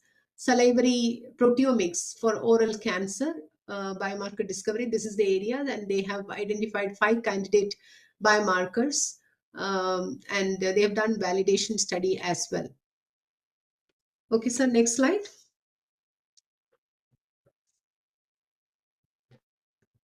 So now, considering the significance of this particular medium, it has lot of technologies have emerged along with it to enhance its sensitivity, specificity, and so on. So there are the conditions like ctDNA, cfDNA isolation. So one area where the technological advancement has happened is how can you very clearly, very easily, very specifically isolate and analyze these tumor-derived entities. So these are some of the the technologies which are something like advancement of the existing PCR and other methods to effectively screen very efficiently and pick information from these ctDNA and cfDNA. So droplet digital polymerase chain reaction, bead emulsion, amplification, and magnetics. You can say these are the abbreviations. We're going to talk about this in the next slide. So please have a look on this. Tagged amplification, deep sequencing, cancer personalized profiling by deep sequencing, whole genome bisulfite sequencing, and so on. So this is one area where technology is focusing on, that you enhance the effectiveness of isolation and analysis of the ctDNA and cell-free DNA. Then here, another area where the technology is focusing for improvement is CTC detection, that is circulating tumor cell detection. That means the number of tumor cells which are detaching from the tumor and then circulating in your bloodstream or in your biofluids anywhere, in the case of saliva or whatever, is going to be very, very, very minimum. So in that minimal concentration, can we capture them? Can we concentrate those minimal cells which are present? So biomarker based cell capture methods like antigen antibody binding approaches are used to enhance their picking. And there is also biophysical property based capturing, like positive and negative enrichment. So it is very important that we first enrich the cells, the circulating tumor cells, and then go for analysis. So the first line itself, if you miss it, it is we are going to lose the information. So therefore the technology is now focusing on these advancements. So next slide. So, as I said, what is the kind of specific advancement with respect to this? Each of these technologies is what I have compiled here. See, with this ddPCR, you can say that it can detect as low as 0.01 to 1% genomic material, which was not possible with the regular PCRs.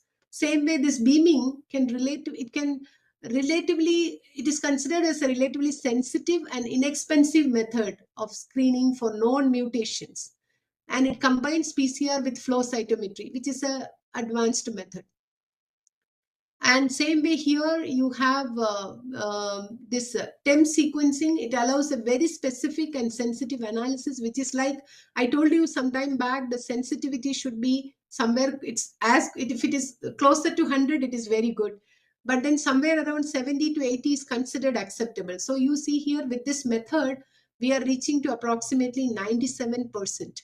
So this detects DNA level at low as 2% by using primers to tag and identify genomic sequences. So like this, we have at various levels here, whole genome sequencing. You can see it evaluates the entire tumor genome to determine characterized and deleterious alterations, along with various varieties of unknown significance mutations also. So it will give you a comprehensive evaluation of all tumor mutations with this method. So you first have to capture the circulating tumor cells, or you first have to capture the cell-free DNA, and then look at look for suitable alteration in the in a tumor specific mode. Now to the next one.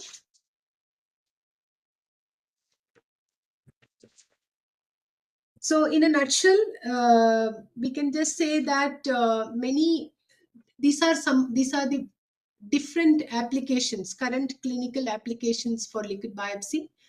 You can all see here that assessing residual disease, early cancer detection, prediction, and then evaluating response or resistance and so on. So there are multiple aspects for which you can actually use liquid biopsies.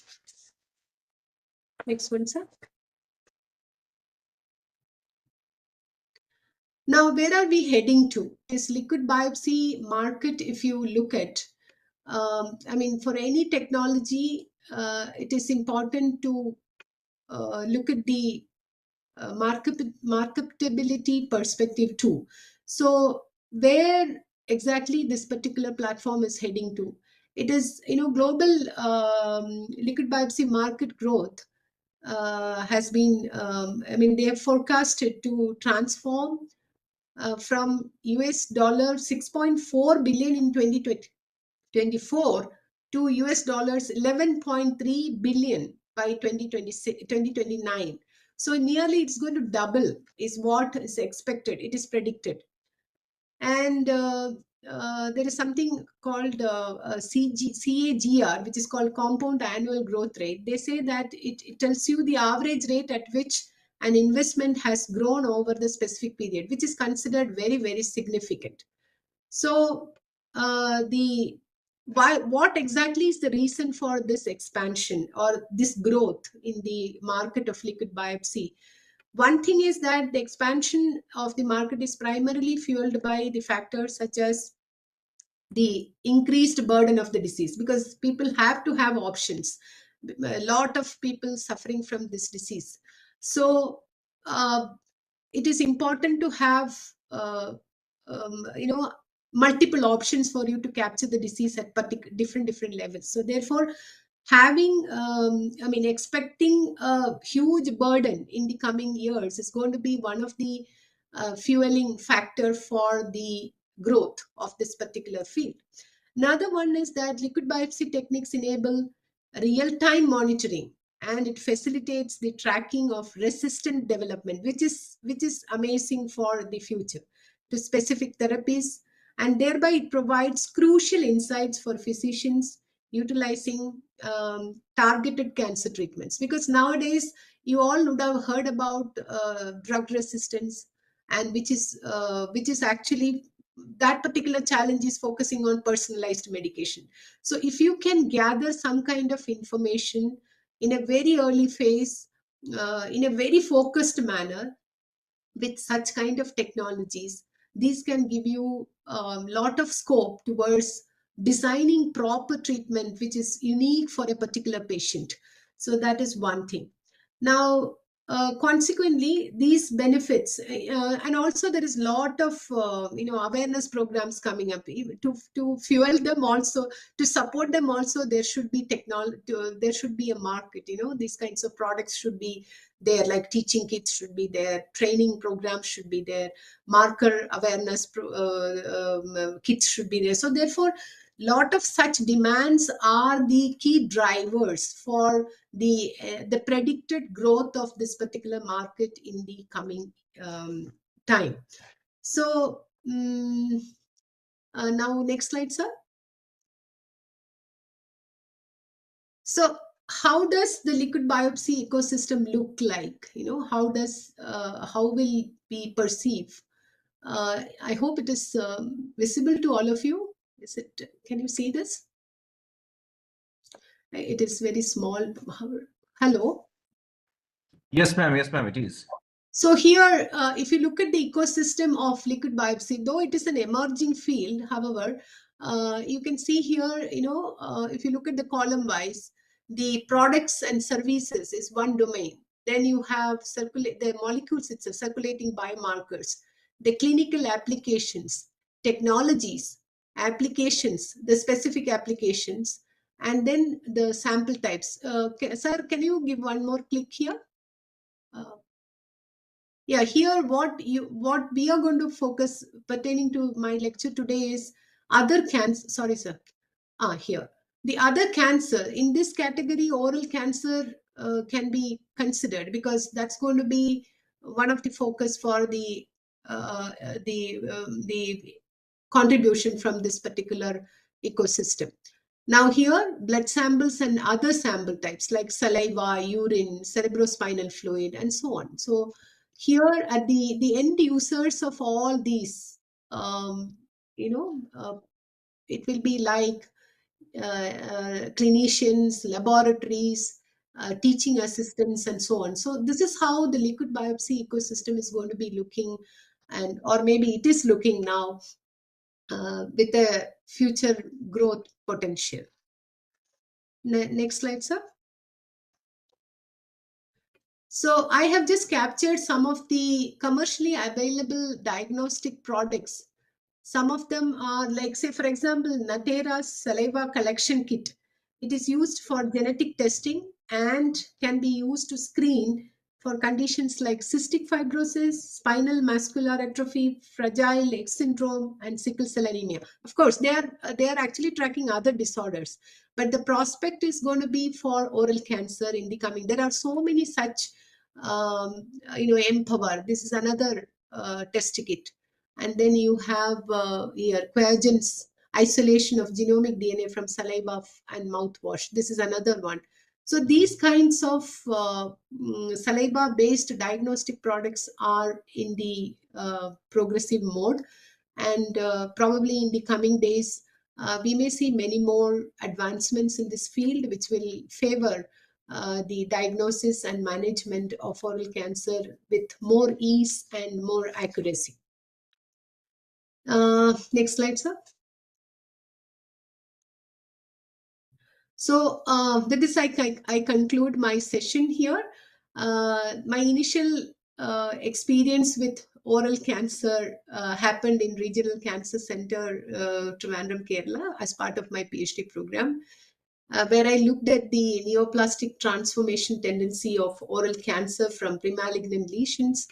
I looked at some of the molecules such as matrix metalloproteinases, and that is extracellular matrix degrading proteins and enzymes, and then their regulatory molecules. And I got some initial level experiences gathered from here. And subsequently, I moved to Jain with diverse research interests.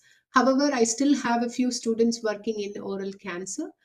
Saida, this particular person, this is my scholar who worked in salivary metabolomics of oral squamous cell carcinoma.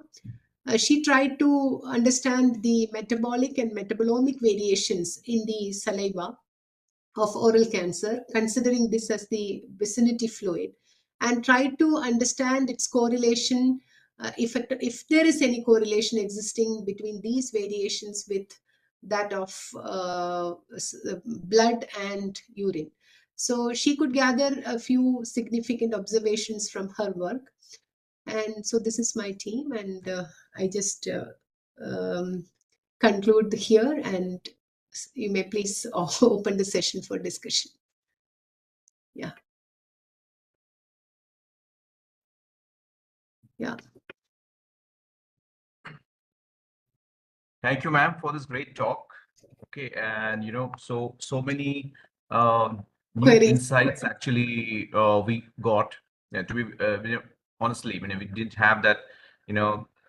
Fluid like saliva can throw open so many clinical parameters and aspects to understand such an important disease like oral cancer. So in your talk you have shown very explicitly how saliva can be a medium of liquid biopsy, which has actually revolutionized or is in the process of revolutionizing the cancer biopsy. Many parameters you have shown, that many parameters can be tested, and not only that, different types of cancers can be looked at with this kind of diagnostic approach. You have also given a good view of the the overview of the oral cancer. Before that, we did not know maybe all the aspects of that. You have shown that how timely screening of the disease can lead to better prognosis.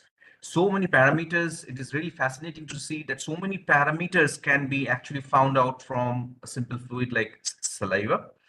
And as such, as you almost said towards the end of the talk, the ecosystem looks really great. And I think this will get to more and more awareness, and the research field will be taken further. Now, once again, thank you, ma'am, for this great talk. Now, this session is open for a short discussion. Yeah, I think question answer round. we can so see. I invite the participants to please put forth your answers. Your questions, rather.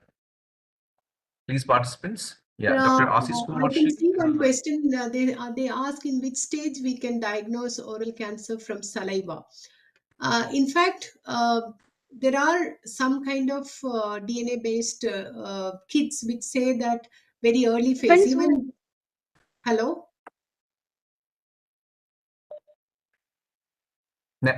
You can go ahead, ma'am. Yeah. Am I audible? Yes, ma'am. Absolutely. Yeah. In which stage we can diagnose oral cancer from saliva? In fact, we had worked in our work. We have seen that the variations can range from pre-malignancy to across stage 1, 2, and 3 cancers.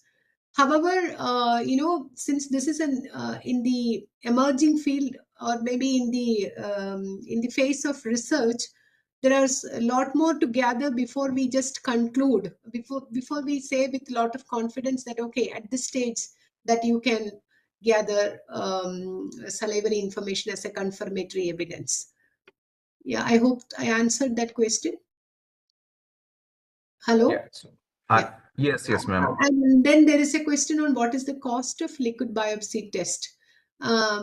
I am unclear on that part. In fact, we have not purchased any liquid biopsy test kit per se. However, all the giants who are, I mean, I've shown you Quagen and Natera, and they're all giant, manufacturers. Um, um, the biopsy probably, in regular clinical labs, I don't think we get to see any liquid biopsy directly right now. So I'm sure once it becomes a regular practice, like in the case of blood tests, when initially it would have been probably, a few people going for the test, then the cost becomes very high. So I do not have a right answer with me at present. However, I can just check and get back to you with this part. And okay, which test There is are actually accurate? Yeah, which test is accurate, blood or saliva? This is debatable. In fact, from our experience, we can say saliva. In my scholars' work, most of the variations which we have seen in saliva are not parallel in blood. So I feel that as a researcher, I can say that there can be unique variations happening specific for saliva and specific for blood. So probably you may have to decide on which test you are looking for and which molecule you are looking at, and which medium to opt. So right now, the gold standard is blood. Biopsy is the best, but then eventually people are moving towards blood, and especially in oral cancer, people are moving towards saliva. The best part is that you have repeat option. When you are on medication, you want to see the progression of the patient. You have an access to the vicinity fluid. That's one advantage. Can sweat be considered as a liquid biopsy? Absolutely. That is another liquid biopsy medium. Even breath, for that matter, people, what is that? The respiratory breath. I have seen a paper which is talking about that as well. But then the collection and the challenges are, the collection oriented challenges are still there. But then there are research which is focusing on these aspects. What is the accuracy of diagnosing cancer other than oral cancer using saliva? I have given you a slide on various cancers wherein the specificity and sensitivity aspect of some of the molecules. I hope I have, sir, probably you can share these slides with them. yes, ma'am. We can with your So, permission. We can definitely so share. these are all facts, except for one or two slides where our contribution is there. I think it's all there in the public forum. I have suitably cited them too. So the accuracy and accuracies with respect to sensitivity and specificity aspect, that I have already compiled and presented. So you may look into. Some of them even have 80, but nothing more than 86 or so.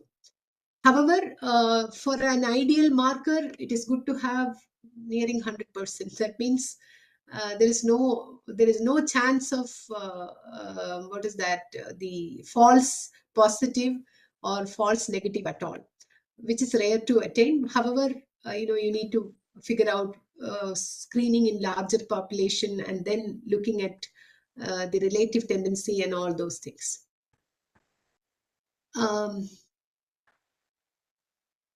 Okay. Yeah. Okay. I think I think there are no more questions, but yeah. actually, there were in fact quite few now, and this shows, this really actually proves that the topic was really interesting, so that people have more and more, queries about Yeah. it. So Yeah. thank you once again, ma'am, for taking out your precious time and delivering this really a new and the fascinating lecture about the new insights of this liquid biopsy. We really heartily thank you again from the entire team of Atmi University and this FDP, and we hope to again collaborate with you in future soon. Thank you. Thank Thank you, you, sir. madam. Thank you, sir, and thank you, Dr. Mausmi, for connecting and giving me this option. Thank you so much. Yeah. It's a pleasure, ma'am. Yeah. Shall I leave now? Yes, ma'am. You can. Yeah. Yeah. Thank you. So now we have come to the last part of today's FDP, the first day of this FDP actually. And, before moving on to the next speaker, there are a couple of announcements actually. We just like to announce that we'll be sharing actually the attendance and the feedback link here in the chat for all the participants. Kindly fill those links. Okay, this is respected to everyday's sessions that we are having in this FDP. And these are also equally important for, for your overall assessment at the end. The attendance link will only be shared in the chat, though the feedback link will also be shared with you all later in the WhatsApp group. Okay, so once again, requesting all the participants to fill both these attendance and the feedback links. Okay, now we next move on to the third and last session today. It is actually, we are again very fortunate to have the next speaker among us, Dr. P. Govindaraj. But unfortunately, due to some medical emergency, he's not able to attend this session in person. And he has recorded his video and shared the same with us. So we are going to play the video. It's just for your kind information. This is actually, he has recorded today itself and he has shared that. So we're just going to play that video soon. I will just like to give a brief account of his credential before that. So Dr. P. Govindaraj is serving at present as an assistant professor in NIMHANS, Bangalore, and along with, he's also associated as a staff scientist and group leader at the Center for DNA Fingerprinting and Diagnostics, CDFD, Hyderabad. After completing his master's degree in biochemistry, he actually joined as a research fellow in CSIR CCMB, Center for Cellular and Molecular Biology in Hyderabad, with one of the very notable scientists, Dr. Thangaraj. Later, he joined as a postdoctoral fellow in NIMHANS, and then later, his research work has actually culminated in more than 70 publications till now in many peer-reviewed international journals like Nature Genetics, American Journal of Human Genetics, Nature Scientific Reports, Mitochondrion, and so on. He is alongside recipient of several awards and honors like CSR, SRF, DBT-RA, and SERV NBDF. He received the Young Researcher Award from the Society of Mitochondrial Research and Medicine. Currently, he's serving also as a secretary of SMRM India. He is adjunct faculty at DBT Regional Center for Biotechnology, Faridabad. His research interest mainly focuses on understanding the mitochondrial dysfunction in human health disease, with a particular aim to explore new genes associated with mitochondrial disorders and understanding the molecular mechanisms and developing diagnostics, that is diagnostics and treatment together. So now I kindly request the technical team to please play the recorded video of Dr. P. Govindaraj. Parth sir, क्या आप वो video play कर सकते हैं? Yes. So, nice. Good evening to everyone. And first, I'd like to thank the organizer for inviting me to talk in this forum, and particularly thank Dr. Debashis for the invitation. So today what we are going to see for next 40 minutes is about the role of mitochondria in health and disease. So going back to the origin and the history of mitochondria, where we all know that it started with the endosymbiont theory, even without particularly it has started with the ancestral prokaryote, then further it leads to the how the bacteria has evolved as a mitochondria. Later, in 1894, Richard Ullman, who established the cell organelle and called as bioblast. Later, in 1898, Carlos Bendor, he was coined the term mitochondria. Following this, there were several improvement in the field of mitochondria. Later, we seen that the first resolution micrograph appeared in 1952. Following this, the Philip termed that mitochondria as a power of the cell in 1957.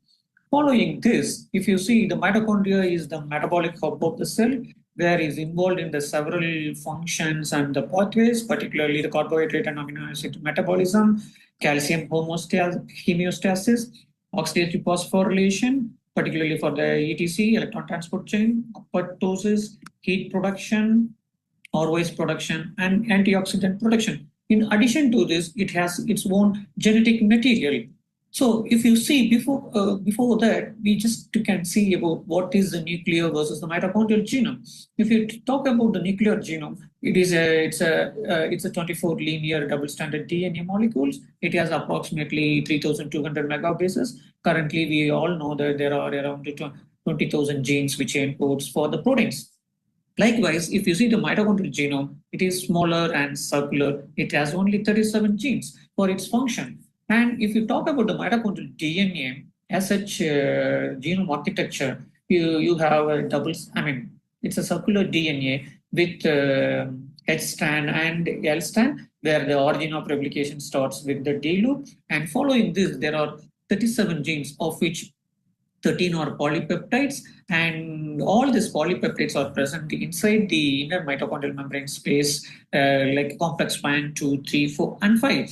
The one of the beauty of this is that all the complexes is encoded with the mitochondrial DNA as well as nuclear DNA. But however, the complex 2 is only encoded with mitochondrial DNA. In addition to this, we have 2 rRNAs and 22 tRNAs, which are present in the mitochondrial genome. Following this, the other thing is nuclear encoded mitochondrial genes. There are around 1,200 proteins which are the target of mitochondria. And if you see, there are genes which are related to OXPHOS system, and the second one is the DNA maintenance, expression and translation, particularly the polymerase gamma. It's a replicative gene, plays a crucial role in the replication. And following this, dynamics, homeostasis, and quality control, of which, if you can able to see here, there are several fission and fusion proteins which are involved in the dynamic processes. Then following this, there are metabolic substrates like mitochondrial carriers, pyruvate metabolism, fatty acid oxidation, and the metabolism of cofactors. There are several cofactors which are present for its function, and the other one is the metabolism of toxic compounds, where some of the toxic compounds can accumulate in the body. It can lead to the mitochondrial functions will be affected. So based on this, and there are certain things which has the mitochondria has a unique features. So one such feature is multi-copy number. So the mitochondria varies from the varies in the different cell types, particularly from the cell to various tissues. If you see, there are around 200 million mitochondria is present in the neurons, and there are around 600,000 in oocytes, and cardiomyocyte 5,000, hepatocytes it's around 1,000 to 2,000 mitochondria. And in average, if you see 10 to 100 mitochondria, we can able to see. In addition to this, the sperm has only 5 mitochondria. So this gives that how the copy number present with the across the cell type and the tissue types.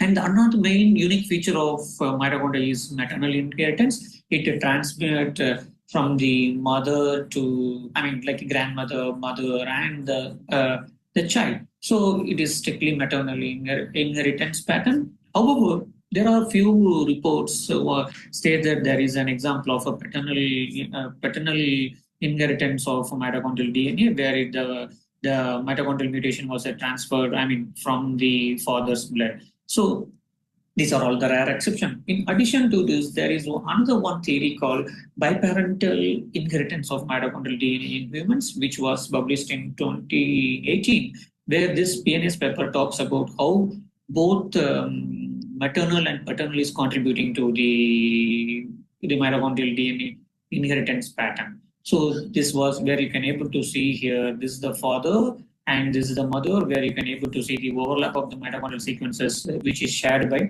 the father and the mother. Following this, the other important unique feature is the mutation rate is higher than the nuclear DNA because it is present vicinity to ROS-rich environment, so that makes prone for the damage. Particularly, the control region is more for faster, then following by the polypeptides, there is a protein coding genes, and then last it will be tRNA genes. And if you see the codon, for UAG encodes for the normally it's for universal code, it's for a termination. However, the mitochondrial it codes for tryptophan, likewise AUG, isoleucine, and methionine. And CUA, it's leucine, and in yeast it is threonine. And AGG and AGA codes for arginine, but in mitochondria, it's a termination codon. So these are all the some of the differences between the universal code as well as the mitochondria, which ends code for the amino acids. Now, another one main features is heteroplasmy. Yes, we all know that in nuclear gene, we'll use the terminology called homozygous and heterozygous. So homozygous means, as we know that there are two copies in the nuclear genome, one is shared by father and mother. But here, what happens is the heteroplasmy is nothing but there is a mixture of both wild type and mutant molecules coexist in the coexistence. So how this can be explained? If you see, this is a primordial germ cell containing mutant mitochondria, where you can able to see the red color dots or the mutant and the blue color or the wild type. And when it starts with the oocyte maturation and the mitochondrial depletion, there would be the random segregation in the primary oocyte. Further, after fertilizing, you can able to see there will be either a low level of mutation, and intermediate level of mutation, and high level of mutations. So this heteroplasmic level really decides the fates of the clinical expression. In case there is a beyond 50% of the heteroplasmy, there you can able to see the clinical expression. So this is the crucial factor which decides the clinical expression of the disease. Maybe for example, if the mutation rate is 50%, you can able to see some kind of clinical phenotype, say example leaks, but the same in 80%, it can cause to some other phenotype. So this is the, this heteroplasmy plays a crucial role in causing the phenotypes. Coming to the applications and implications, if you see the applications, this mitochondrial DNA variation used in the several applications. The first one is the individual identification, where you can able to trace out the individuals based on the mitochondrial sequences, where you can compare it. Likewise, for the forensics also it is used. In addition to this, there are world-like forensics, where you can sequence the cytochrome B oxidase gene, which is highly conserved in the mitochondrial genome, mitochondrial DNA, where you can, if you have any doubt in the species, whether it is really the original species of, for example, deer or whatever, so it can be sequenced and we can match with the existing sequence, and you can confirm whether it is whether it is from the same species or not. In addition to this mitochondrial DNA plays a crucial role in identifying or the origin and the migration, how people migrated from one place to other place, particularly for looking into the maternal lineages, where the major haplogroups come into existence, where it started with the L0, it's from the origin from Africa. Later it was distributed across the globe. In addition to this, it is also plays a crucial role in ancient DNA studies, where the buried samples or which is present in the long years ago, where it can be collected and we can just try to isolate the DNA and look for the mitochondrial genome variation to compare with the modern world. In addition to this, it's also plays a crucial role in the medical legal, particularly in case for sex assaulted cases. If you know that he is a suspect of a victim, there we can compare the sperm DNA and the mitochondrial blood DNA of the person, and we can match with it. Then we can identify whether he is the responsible for this. Then the major contribution is going to be to understand the mitochondrial basis of the molecular basis of the diseases. So going back to the history, how this mitochondrial medicine is rapidly expanding. If you see, in 1962, the Luft et al., that the endocrinologist, he identified that Swedish woman with a hypermetabolic disorder due to mitochondrial dysfunction. He explained this case with the clinical, biochemical, and morphological evidence. Later, the field has started ignited in the 1980s. And of course, in 1981, the first mitochondrial sequencing was done. Later in 1988, the PCR was published. Later in 1988, the first mitochondrial defects was identified to be the cause for the particular phenotype called labrid-headed optic neuropathy. So after this, the field has ignited and started emerging, and whether several nuclear components or the nuclear genes which is responsible for the mitochondrial phenotype also identified. And thereby, there is a huge or the tremendous interest in the field of mitochondria across the globe, where you can able to see the nucleus articles are coming down. But now, in the present situation, there are all several things which is happening, like the crosstalk between the mitochondria and the nucleus, and the crosstalk between the endoplasmic reticulum, and so on. And they are some of the pioneers, which neuroscientists who has identified the phenotype of mitochondrial diseases by their name. So what is mitochondrial diseases? So mitochondrial disorders are clinically and heterogeneous group of disorders, and it is one of the large class of inborn error of metabolism, and it is caused due to the mutations either in mitochondrial DNA and nuclear DNA, and it can cause at the variable onset of age, like maybe from the pediatric or infants to the adulthood.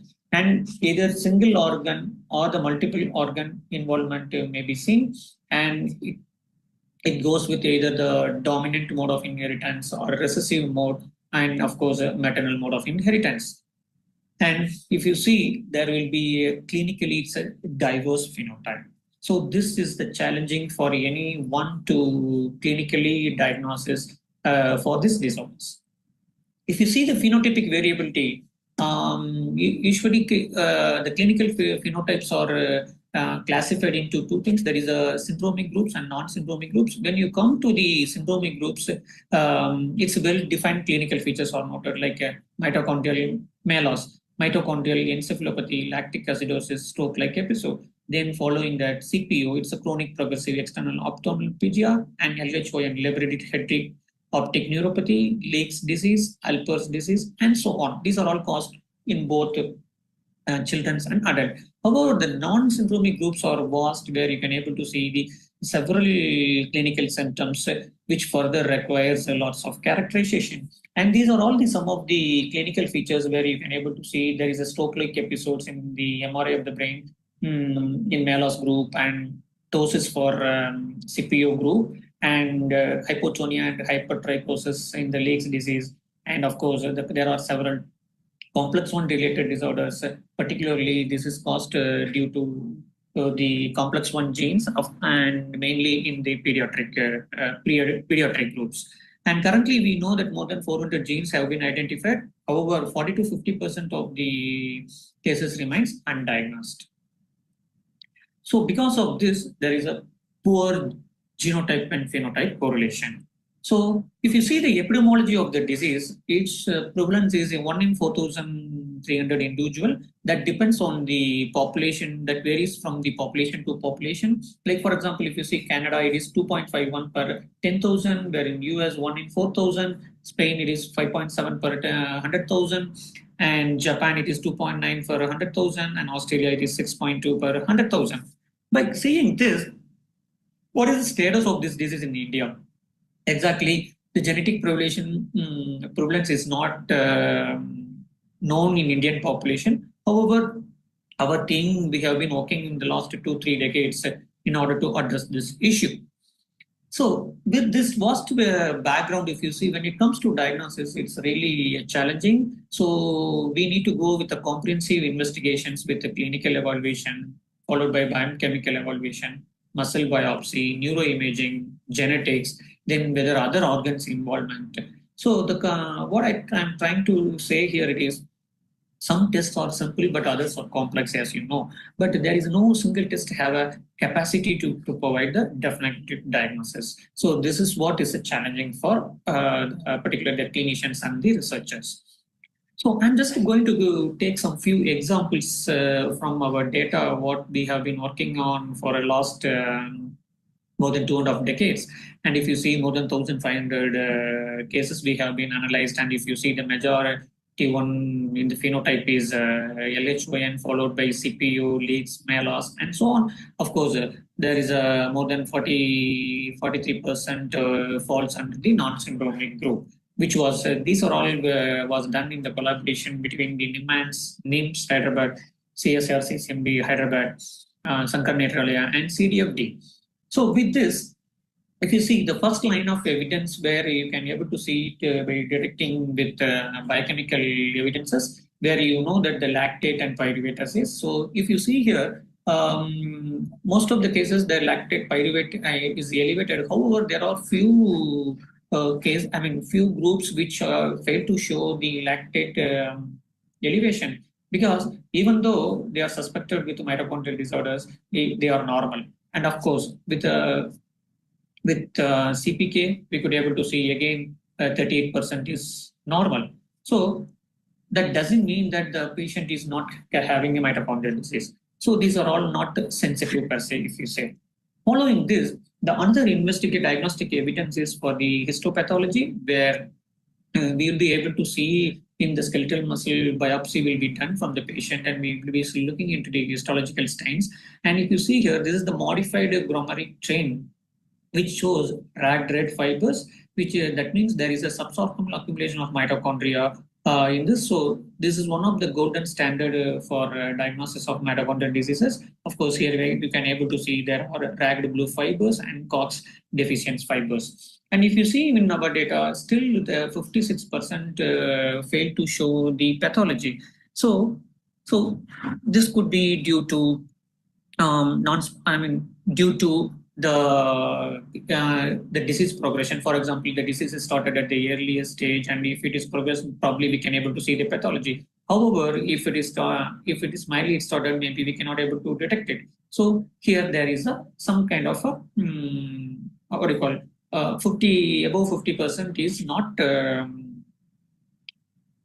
It's negative for the histopathological findings. However, there are few cases where you can able to see it, even though they're using ultrastructural studies, particularly transmission electron microscopy is used, where you can able to see this is the normal skeletal muscle fiber, where you can able to see there are several mitochondria which is present in the myofibers in intermyocular region, where this shows this abnormal cristae, and the mitochondria is length is more, and it is an enlarged mitochondria, and there are several paracrystalline inclusions which is present. And in addition to this, there is some concentric mitochondria is seen. So that means that these are all the pathology, and these are all some of the abnormalities which is present during the pathological conditions. Following this, in country at NIMHANS, we do respiratory chain complex assays, which is measurement of the complex 1, 2, 3, 4, and 5 activities. If you see the data, there, irrespective of the complex deficiencies, you can see there are several overlapping phenotypes which are present within the complex 1 deficiency, and multiple complex deficiencies also noted. So this says that the vast clinical phenotypes which are associated with the particular complexes. So how do we characterize this? As you know that, as I said, there are more than 400 genes have been described to be cause for mitochondrial disease. However, this was been a phenomenal improvement in terms of the technological development, where you can able to see the mitochondrial sequencing, then followed by candidate gene approach, then targeted genes, and WS and whole exome sequencing and whole genome sequencing.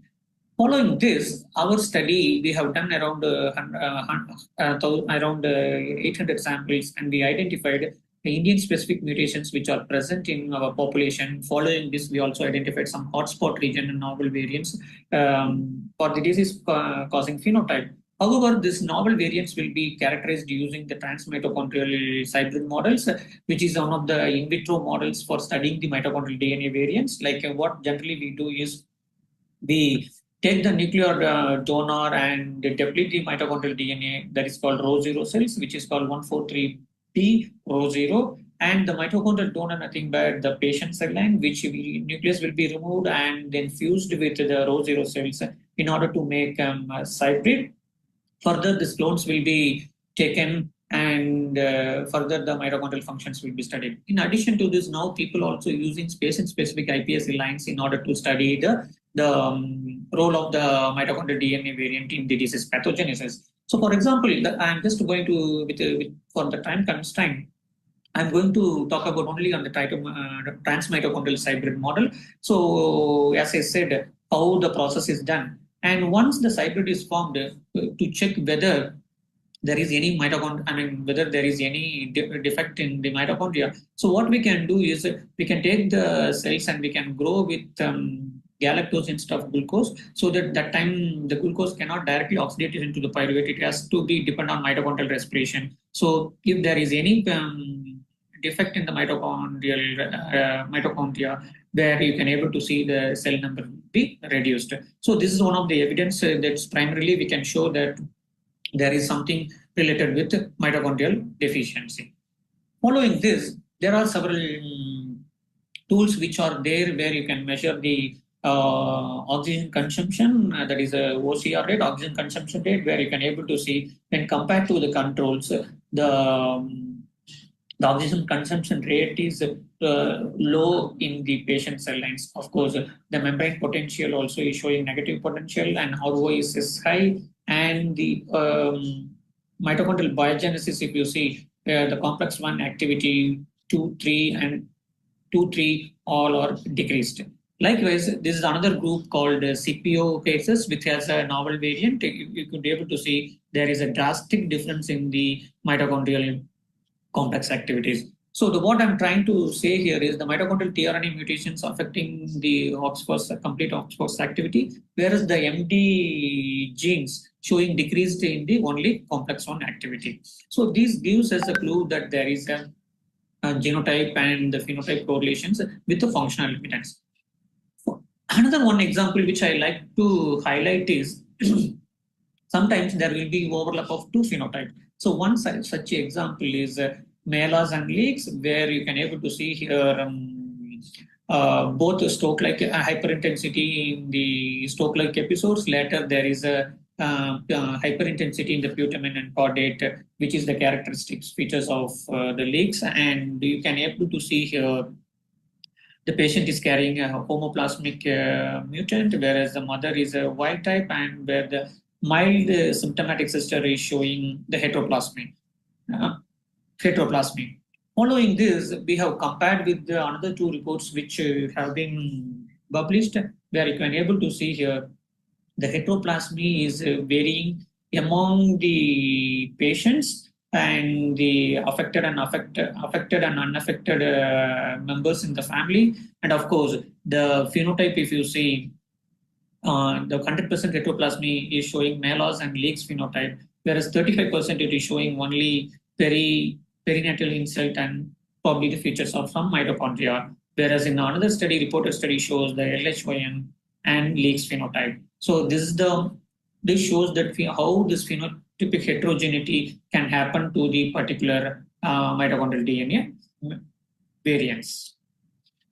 In addition to this, as I said, only 10 to 15% is caused due to the mitochondrial DNA variations. However, the nuclear genes plays a crucial role for the causing these phenotypes. So if you see here, this is the polymerase gamma. We have shown that the prevalence of mutations in Indian population, of course, this L304 or is a most prevalent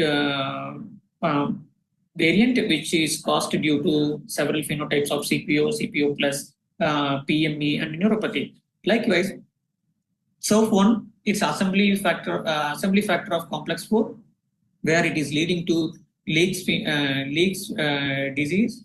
And in addition to this, we have also shown how the interaction of mitochondrial DNA and nuclear DNA, which can cause the Melos phenotype with several genes, which could place a modifier for this primary mutations. In addition to this, and another example which I try to give is there is a whole exome sequencing also has led to homozygous deletion here in this patient, which is a CPO case. And if you see here, there is a multiple DNA deletion. Deletion was seen in the patient's muscle DNA, and this is RRF, RBF, and COX deficient fibers. And if you see here, there is a one base pair deletions were, TCT deletions were noted, 3 base pair deletions were noted. But the point I am trying to say here, the one missense mutation is causing a different phenotype, and with the complete one amino acid deletions is leading to a different phenotype. Where the hypertrophic cardiomyopathy is noted in the previously reported case, but however, only the muscle involvement was shown in our patients. The another interesting case which I would like to bring is ethylmalonic encephalopathy. So it's a devastating metabolic disorder of infancy. It affects the brain, gastrointestinal tract, peripheral nerves, and caused due to the mutation in ATH. So what does it do? If there is any defective in the gene, it cannot convert the hydrogen sulfide, cannot converted to hydrogen plus sulfide. In such case, what it will do, it will accumulate in the body fluid, and it's going to be a toxic. And this particular patient was born for consumpnous parents, and initially the actate was elevated and hyperammonia, and ethyl malonic acid was inconsistent in urine. Of course, the C4 and C5 alkylating coordinating is also normal. But this particular patient was followed up till his death. Then within 5 years, we could able to see in the MRI brain there is a hyperintensity, patchy hyperintensity in the caudate at putamen, where there is an enhancement based on the age increases. So this has given us one of the clue that could be encephalopathy. And if you see here, the patient involuntary movements and the muscle was affected, and he's trying to forcefully he's closing his eyes, and difficulties in opening and opening. So further, we have done the histopathological analysis, and we come to see there is a variation in the fiber size of the mitochondria. And if you see here, the patient is the normal STH and COX STH chain, where you can see there is an absence of enzyme. And the respiratory chain complex assay also showed isolated complex 4 deficiency. In addition to this, the WLGS identified a novel variant where the patient is homozygous and father and mother is a heterozygous carrier, and it is a highly conserved across the species. Following this, we have done some modeling, and we identified this 165th amino acid, 165, the position, the amino acid is very crucial for maintaining the structure and integrity of the protein. Later,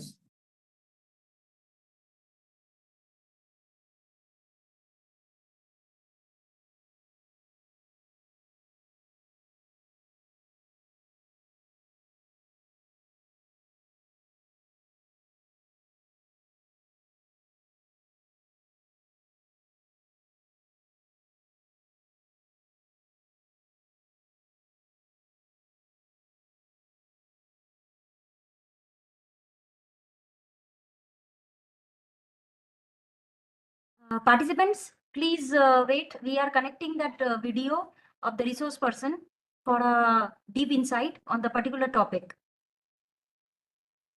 Partha sir, आप video चालू कर रहे हैं? Madam complete हो चुका है.